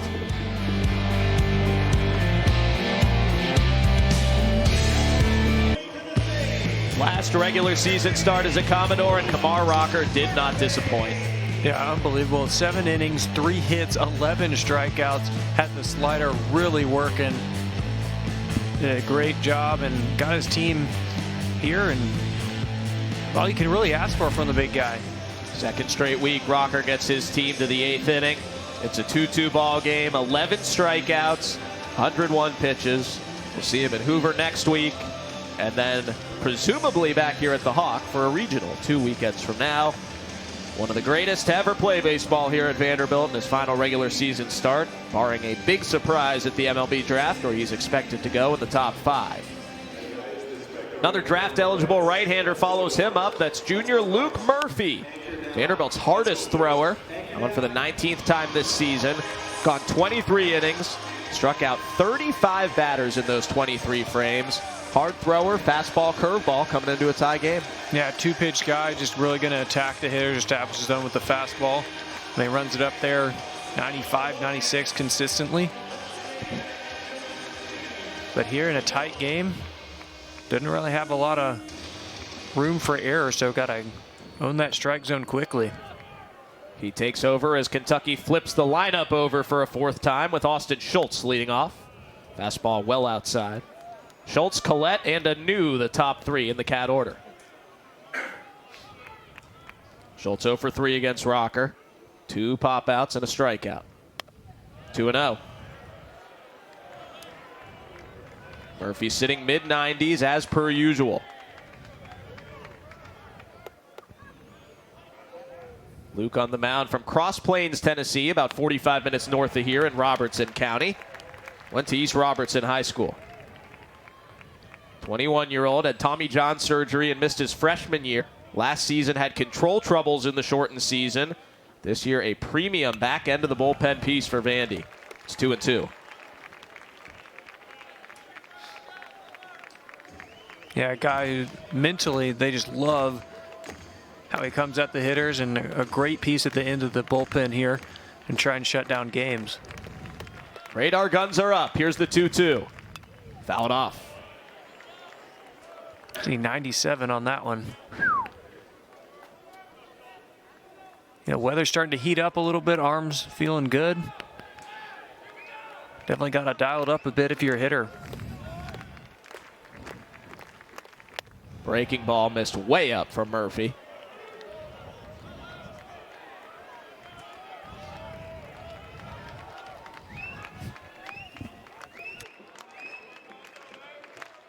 Tie ball game. First batter of the 8th inning and a full count pitch. Swing and a miss. Strike 3. Luke Murphy reaches back again for 96 on the gun. Up in the zone. Great pitch. And he'll settle back in. Schultz tried to get a little extra on that one. Not able to catch up to it. We played power versus power with Rocker and TJ Collette. Now we'll do it with Murphy and Collette. TJ 0 for 3. Second place hitting first baseman. Takes that curveball way down the line, but also way foul. Not even sure where that one landed out on Just Neely Drive. I think it might have been in the tennis courts. For our Kentucky fans, that is across a regulation-sized street. That's how far out in front TJ Collette was there. Now he fouls one off the other way. 97 from Murphy. Yeah, so he went 82, hooked it foul to the right, 97, hooked it foul to the left. If you're Murphy, you'd probably come back to the hard stuff. I just love the game planning process against the best hitter on every team. Got to mix it up. Got to keep him guessing. Murphy ahead of Collette 0-2. Swing and a miss. Strike 3 at 98. Luke Murphy throwing flames. And he saw Collette a little late on the fastball, so he said, I'm going to dial it right back up and come upstairs with it. 98. Wow. That might be the hardest we've seen Murphy throw in a game. A 6'5", 190-pound junior reliever. 21 years old and dealing for the Vandy Boys. 0-1 on Araja New, who was 0 for 3 against Rocker.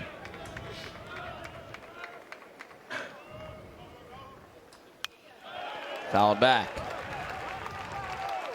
We got scouts in the front row. You got 98? What'd you 98. Get?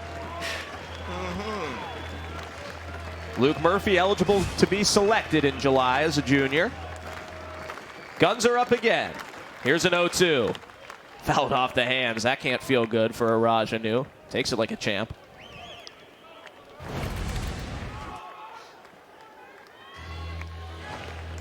Anu just trying to stay alive. Ball's coming that fast, sometimes you just kind of got to guess. Put the bat on the ball, see what happens. 1-2.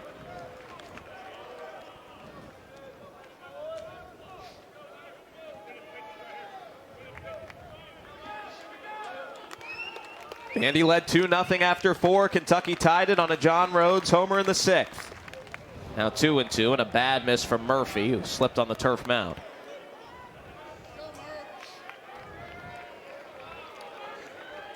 Looked like Murphy tried to kick some dirt back onto the mound, but no dirt up there, Luke. There has not been dirt there since 2016. All turf surface here at the Hawk. Try a 2-2. Swing and a miss, strike 3. Luke Murphy strikes out the side against the top of the Kentucky order. Sitting high 90s to keep it 2-2 in the middle of the 8th.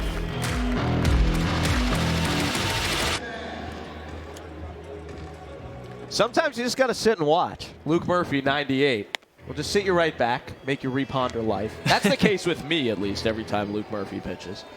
2-2 game as we go to the bottom of the 8th. I'm Max Hers. Andrew Harris is here, too. Our great SEC Network Plus Vandy crew. Bottom of the 8th inning, and Cole Stupp is back. Kentucky starter with 106 pitches. Comes back out for the 8th inning in a tie game. They'll face 2, 3, and 4 in the Vanderbilt lineup. Isaiah Thomas, Dominic Keegan, and Parker Nolan will all see him for the 4th time through.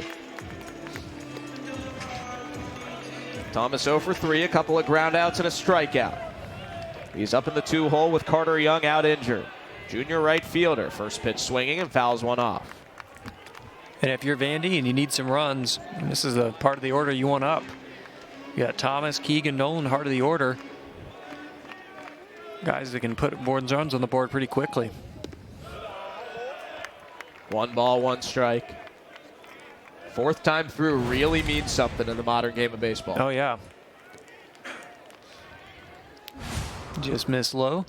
That one hit him. And that's how you start it. Changeup runs in and hits Isaiah Thomas in the waist to put the go-ahead run on first. Yeah, it looked like that changeup just kind of got away from him. You see the frustration from Stupp. Now he's got to go to work. Got to keep him close there at first. You've got Keegan up. Probably going to let him swing away. You want to get the runner in scoring position. But Tim Corbin, no stranger to playing for one run. With a guy like Keegan, he'll do his thing. Kessler calls time and goes out for a visit. Pitching coach Dan Roselle will go too.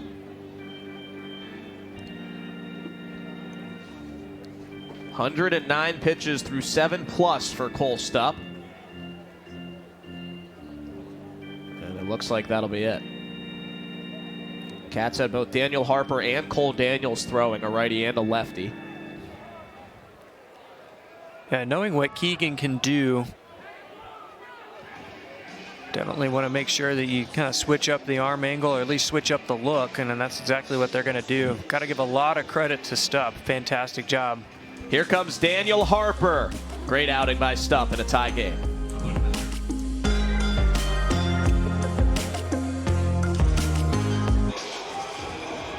And welcome back to Hawkins Field. Kentucky 2, Vandy 2. Daniel Harper, your new guy on the mound, a senior from Fairway, Kansas. You see the numbers there. 3-0, 26 innings, 28 strikeouts to 9 walks. Harper, good fastball, 93, a high spin rate, so really going to get on top of you. Good breaking ball as well. Kind of has two separate breaking balls, one the top to bottom, the other one a little bit harder as a cutter, and good changeup as well, but just trying to change up the look on Dominique Keegan as the Commodores get one on early here in the bottom of the 8th. Cole Stupp, a fantastic outing, keeping Vandy just to 2 runs. And Kentucky trying to play for their postseason lives, just trying to keep Vandy here to 2 runs.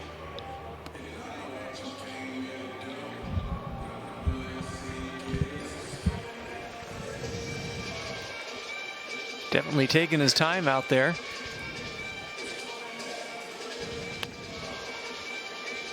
Long outing for Cole Stupp, but he really gave Kentucky what they needed. Yeah, he did. You see 7 innings, 7 hits, only 2 earned runs.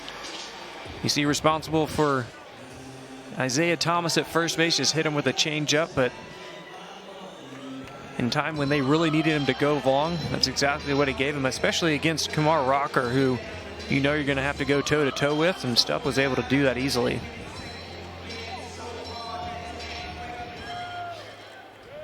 Dom Keegan 2 for 3 with a solo homer in the 4th. Thomas a good runner over at first base, 10 for 10 stealing this season, 14 of 14 in his college career. See if we can get the signs straightened out for UK.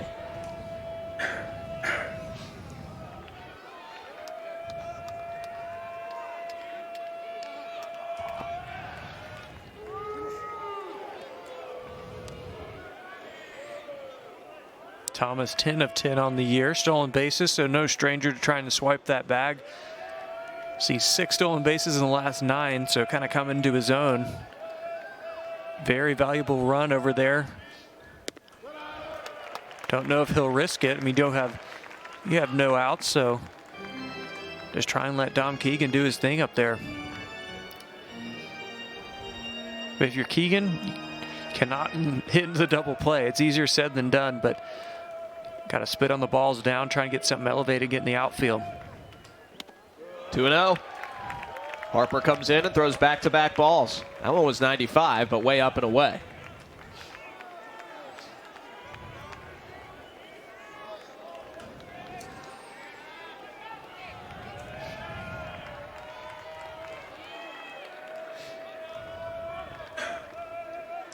Dom Keegan ahead in the count. 3-0. It's tough coming into this game. The tight ball game, bottom of the 8th. Cole Stupp does a fantastic job, and you're kind of asked to come in and establish the zone right away. If you're not able to do it, kind of panic and try and recorrect. Harper definitely needs to find the zone quickly. Ball 4. First and second with nobody out for Vandy. Tie game in the 8th. So 2 freebies here early. Hit by pitch and a walk. Vandy with nobody out. Runner in scoring position. Harper's last outing was Saturday against South Carolina. He came on with 2 outs in the 5th inning. Went 2 1/3, gave up a grand slam to Andrew Eister of Carolina in that game. Ended up with 5 runs on his ledger.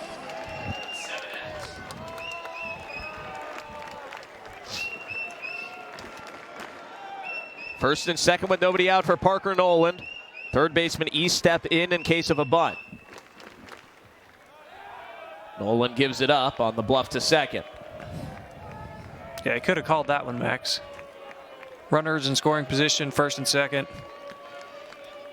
Try and do a fake throw over and see if he's going to square around.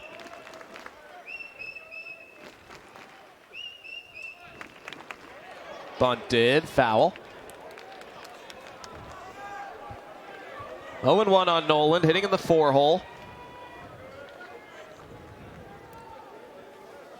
You saw Tim Corbin say, all right, calm down, just get it down. Parker does have 3 sack bunts this year. You just got to kind of slow your heartbeat down. You're going to get geared up to take a swing, but don't have to do too much. Just put the ball in play.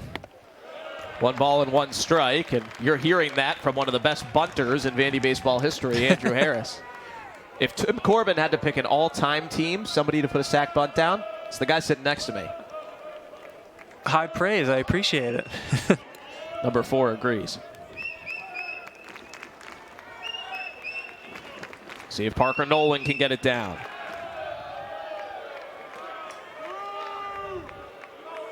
And it's tough. I mean, when you get a guy out there who's having trouble finding the strike zone, when you square around a bunt, I mean, you can't let that thing go above your bat, or otherwise you'll pop it up. And we just saw Noland almost pop it up to E-step over at third base. So see if he can get it down.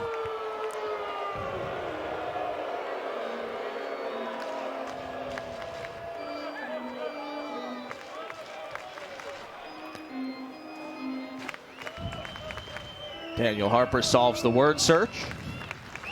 Ready for the 1-1. He stepped towards the base more times than he stepped home since coming out of the pen. Noland sacrifices towards third. E-step picks it up.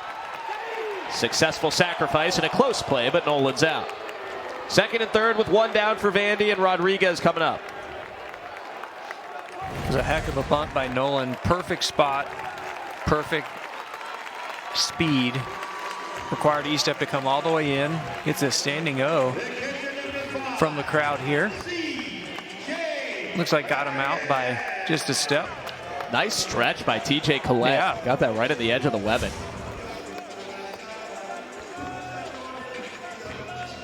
Second and third, 1 out for CJ Rodriguez, who has 3 groundouts in the game. Isaiah Thomas is the lead runner at third. He runs well. Middle infield halfway in. Corner infield all the way in for UK. And Parker Noland does his job. Now he just turns it over to CJ Rodriguez to do his job, and they're going to put him on and try and get the force and keep the double play intact. Intentional walk to CJ Rodriguez. Will load him up for Spencer Jones.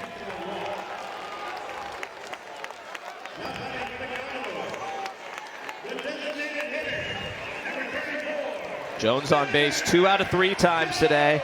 Hit by a pitch in the second. Single through second base in the 4th. And a strikeout in the 7th. Spencer with a smile on his face as he digs in. The 6'7" DH. Been through multiple elbow surgeries the past 2 years. Relegated to hitting only.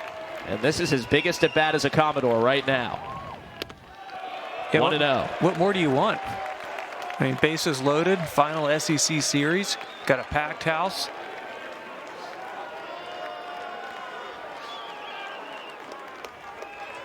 Isaiah Thomas at third base, Dominic Keegan at second, and CJ Rodriguez at first. Ground ball, foul.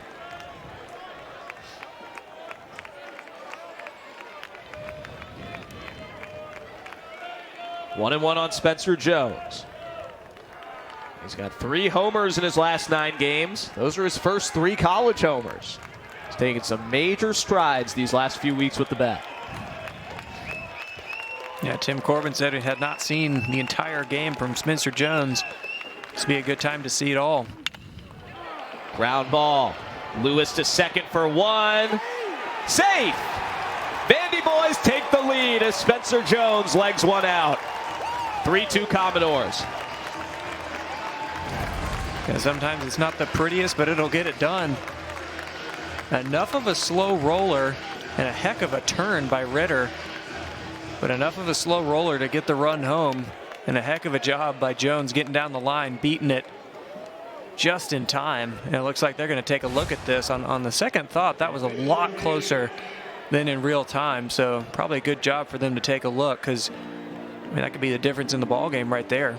This is an umpire-initiated review since we're in the 8th inning or later. So Morris Hodges and Wes Hamilton will talk to Birmingham about this play that was ruled safe, giving Vandy the lead. If Jones is out, the inning is over, and it's still 2-2 after 8. Was Collette's foot on the base? I don't know. That's super hard to tell.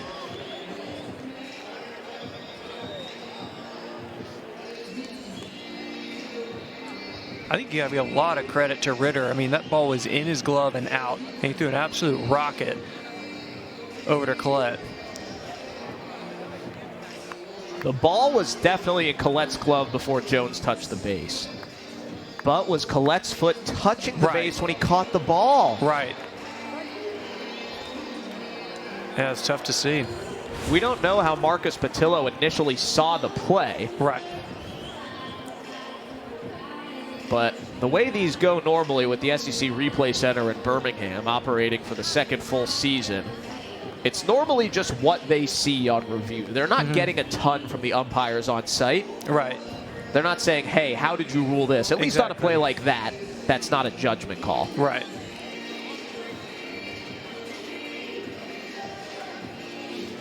I think the implementation of the replays has been super helpful, I mean, this entire year.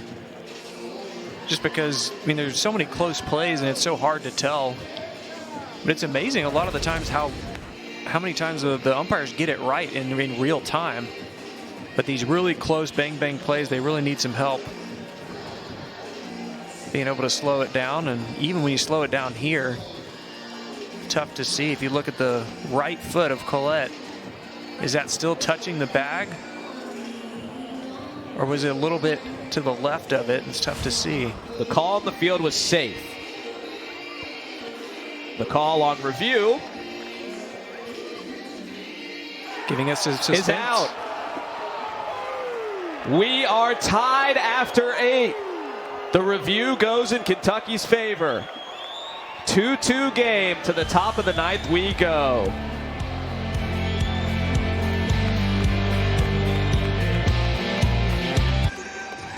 Big overturn on video review goes Kentucky's way to keep us tied going into the 9th inning. Max Hers and Andrew Harris with you here in Nashville. That's Daniel Harper. We got the big double play. He had the best view of anybody of the play in first.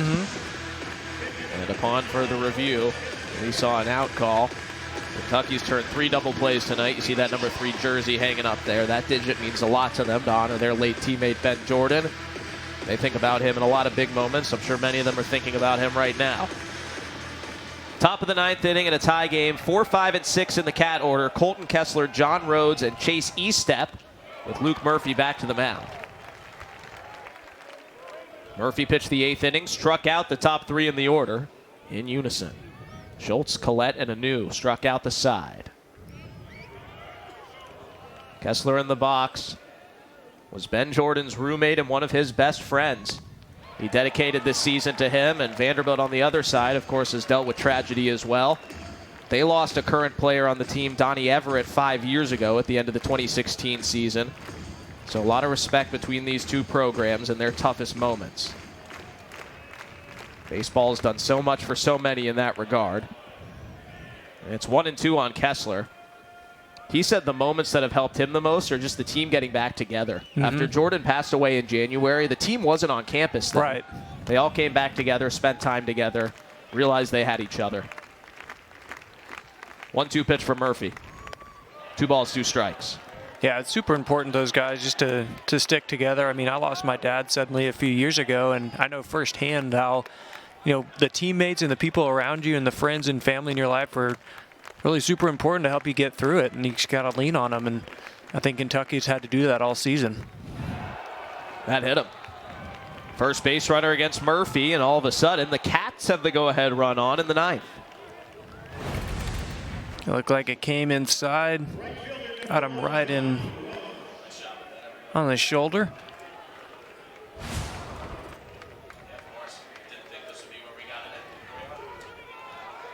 And Kentucky looking to start a rally in the exact same way that Vandy tried to last inning. And Kessler kind of shooken up. I think that got him a little bit more on the inside of the shoulder and maybe on some bone and tendon more than we thought. Athletic trainer Josh Walker is out to check on Colton. Yeah, he might have felt a little tingling in the hand. Kessler, the Kentucky catcher, caught a good game, been on base 3 out of 4 tonight with 2 walks and now a hit batsman. This is John Rhodes, who homered his last time way back in the 6th inning off Kumar Rocker. That swing responsible for all of Kentucky's scoring in this game. Now we'll face Luke Murphy.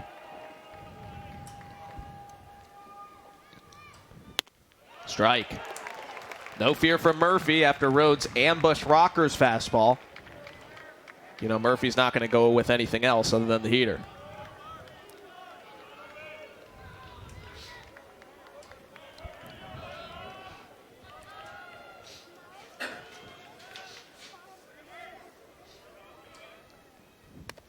Curveball high. And Murphy has not had great feel of the curveball. So if you're Kentucky, you got to think you're probably going to be sticking with the hard stuff.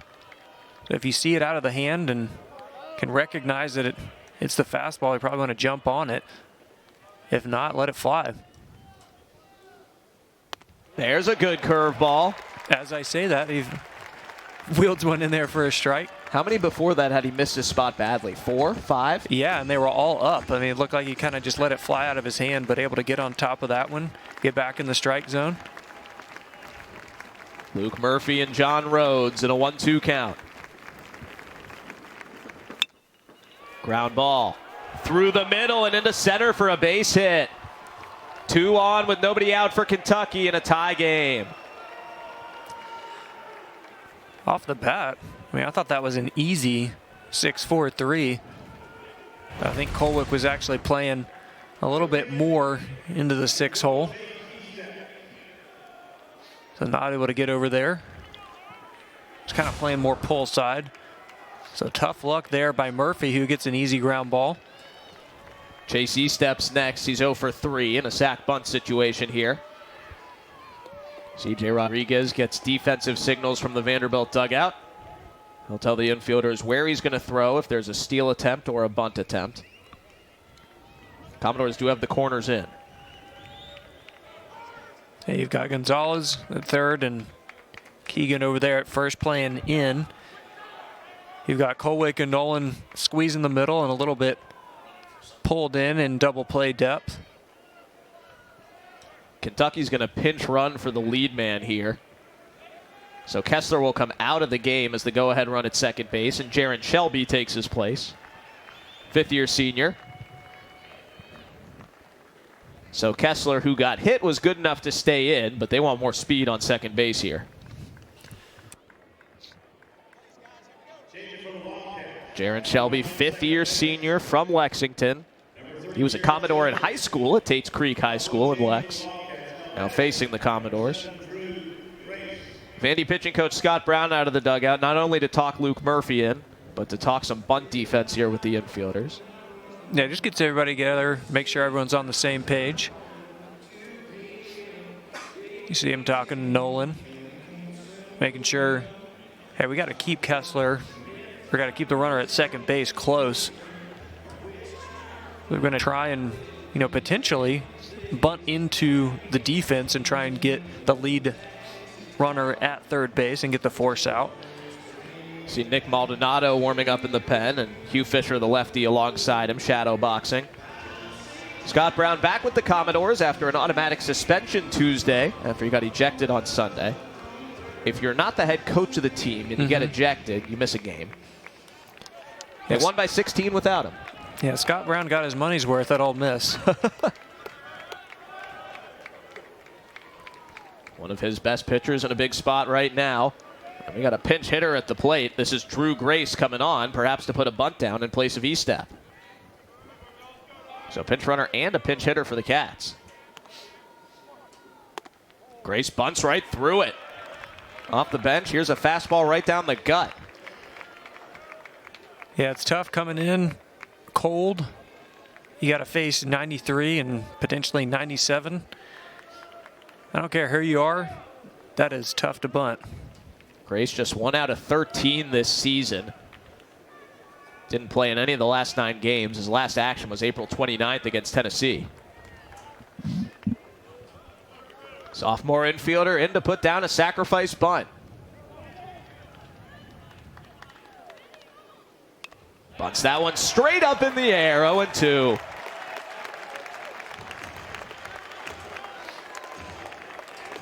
And you're asked to come in and put a bunt down. You missed 2. Better execute on this next one if they ask him to put one down, or also just put the ball in play, move those runners any way you can. Corner infielder still in for Vanderbilt. He shows bunt on the 0-2. Foul bunt, strike 3. Second time this game that Kentucky has bunted for a third strike. And this one was a pinch hitter sent up to bunt in a big spot. He went 93, 94, that last one 95. A little bit higher up in the zone. That's 3 failed bunts and you're out. So Drew Grace can't move him up. Still first and second with 1 out for Ryan Ritter. Ritter 0 for 3, 2 strikeouts and a ground out against Kumar Rocker, who went 7. For the first time this year, Rocker will not be the pitcher of record in a game he started. Was 11-2 prior.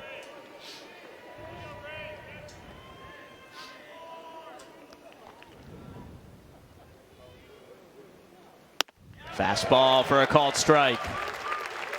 Right on the outside from Luke Murphy. Yeah, he's just been filling up that zone. Right on the outside quarter for the right-handers. Got a good feel of the zone.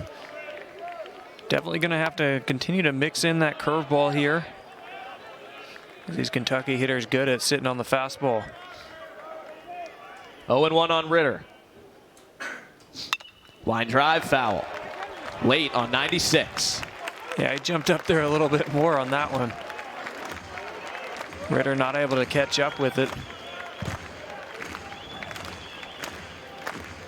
Luke Murphy ahead of Ryan Ritter, 0-2. Back-to-back base runners to start the inning. They're still there with 1 out. Tie game, top of the 9th.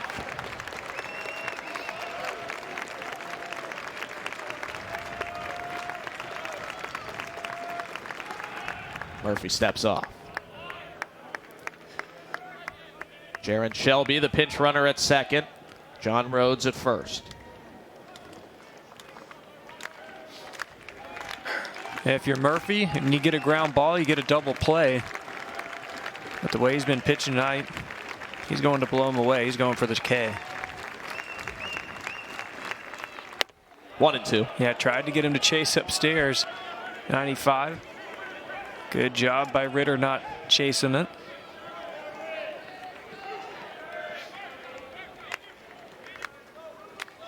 Vanderbilt and Kentucky, 2-2 in the top of the 9th inning. Cats with runners on first and second and 1 down. Luke Murphy ahead of Ryan Ritter, 1-2 in this series opener.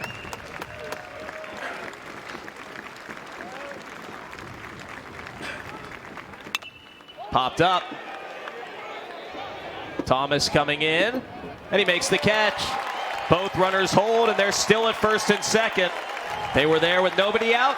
Now they're there with 2 outs. Heck of an executed pitch sequence there by Murphy. Just continues to fill up the zone. You saw the two-handed catch by Thomas, making sure everything gets in there. Colton Kessler was hit by a pitch to start the inning. John Rhodes singled up the middle.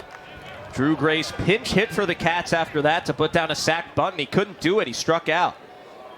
Then Ritter pops out to right. Still first and second. Now 2 down for Zeke Lewis. He missed a month and a half with a hand injury. Since then, he's hitting .424. 1 for 3 tonight. It's amazing how the momentum just shifts back and forth from each dugout. Swing and a miss.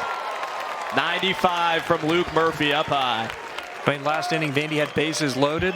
Kentucky was able to get out of it. So the momentum swing right into that Wildcat dugout. And Vandy here, an opportunity to get out of this one, swinging momentum back in theirs.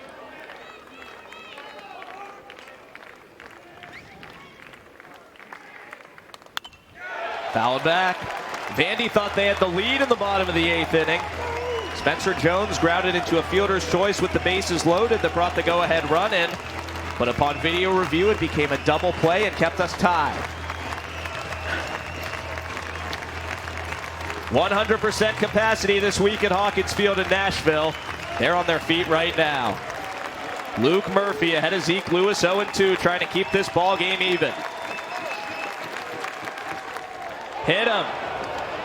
They're loaded with 2 down. Cam Hill hitting next.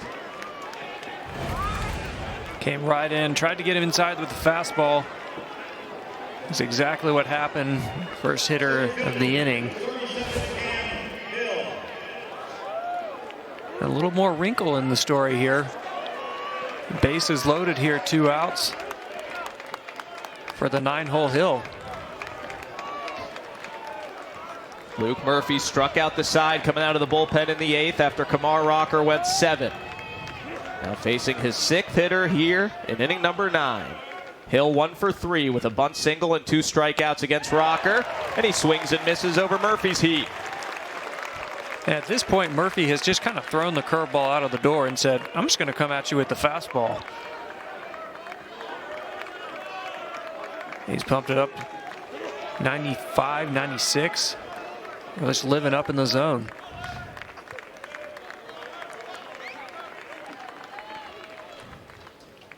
Swing and a miss. Right back at it. It's 0-2. And what do you think's coming next, Max? I think everyone in the entire park knows. He'll just got to be ready for it. Bases loaded for Kentucky. 2 outs. Top of the 9th inning in the final weekend of SEC baseball. Cats need a series win this week to stay in regional contention. Luke Murphy ahead of Cam Hill. Here comes an 0-2 pitch. Line to left. Leneve drifts back and makes the play. We are tied after 8.5. Luke Murphy, the escape artist. Now Vandy a chance to walk us off.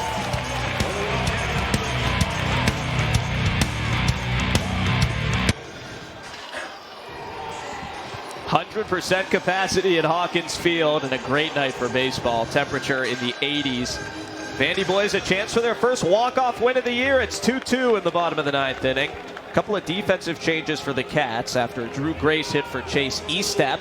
We got Ruben Church taking over at third base. Colton Kessler was pinch run for. Alonzo Rubalcaba, the backup catcher, into the ball game here in the 9th inning. With Daniel Harper back to the mound, he got all 3 outs in the 8th inning, including leaving the bases loaded to keep us tied. 7, 8, 9 for the Commodores. Tate Colwick, Troy Leneve, and Jason Gonzalez against Harper. Colwick 0 for 3 in the game. Foul out, a ground out, and a strikeout.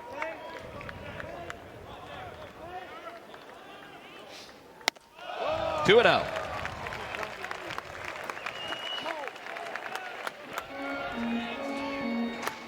Yeah, if you're Colwick, you better make sure that thing gets in the zone before you take a hack at it. Base runners Most important thing. Just got to get somebody on. Harper has now thrown 13 pitches. Just 5 of them have been strikes compared to 8 balls.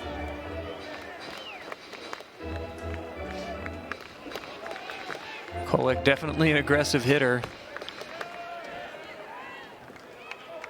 If it's in there, he's probably going to take a swing. 3-1. That one was well out. Yeah, a tough situation here for Harper. You don't want to groove anything. It is 3-1 count. Kolek's going to be swinging, but can't nibble. Good possibility of walking him and getting the leading run on. Fouled off. Kolek was on it. It's now 3-2. He was right on it. When he fouled that thing straight back. Take a look. Right on time. Hit the star V back there. Full count. Daniel Harper, Tate Kolek to start the bottom of the 9th. Ball 4. Winning run at first base with nobody out. And Kolek had kind of been swinging at those pitches outside. And didn't chase on that one. A good take. And a winning run on first base. Next up for the Vandy Boys, Troy Leneve, the sophomore left fielder. On base all 3 times today.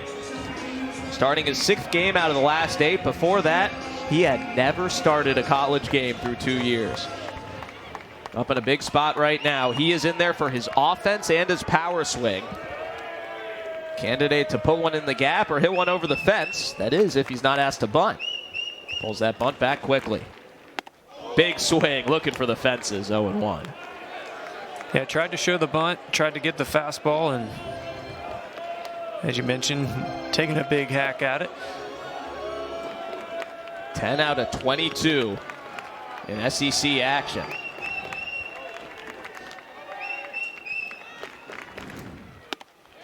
One and one. Whew. Unplayed umpire John Bramer kind of squeezing him. You know, it's 93 right on the black. Maybe a little outside, but Leneve here in a pretty solid count.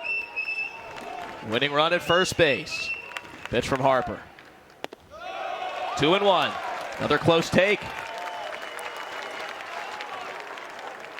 Yeah, Leneve done a good job so far as he's gotten in there. Doesn't strike out much, has a good eye. That ball's in there. Takes good swings to see if he can barrel one up.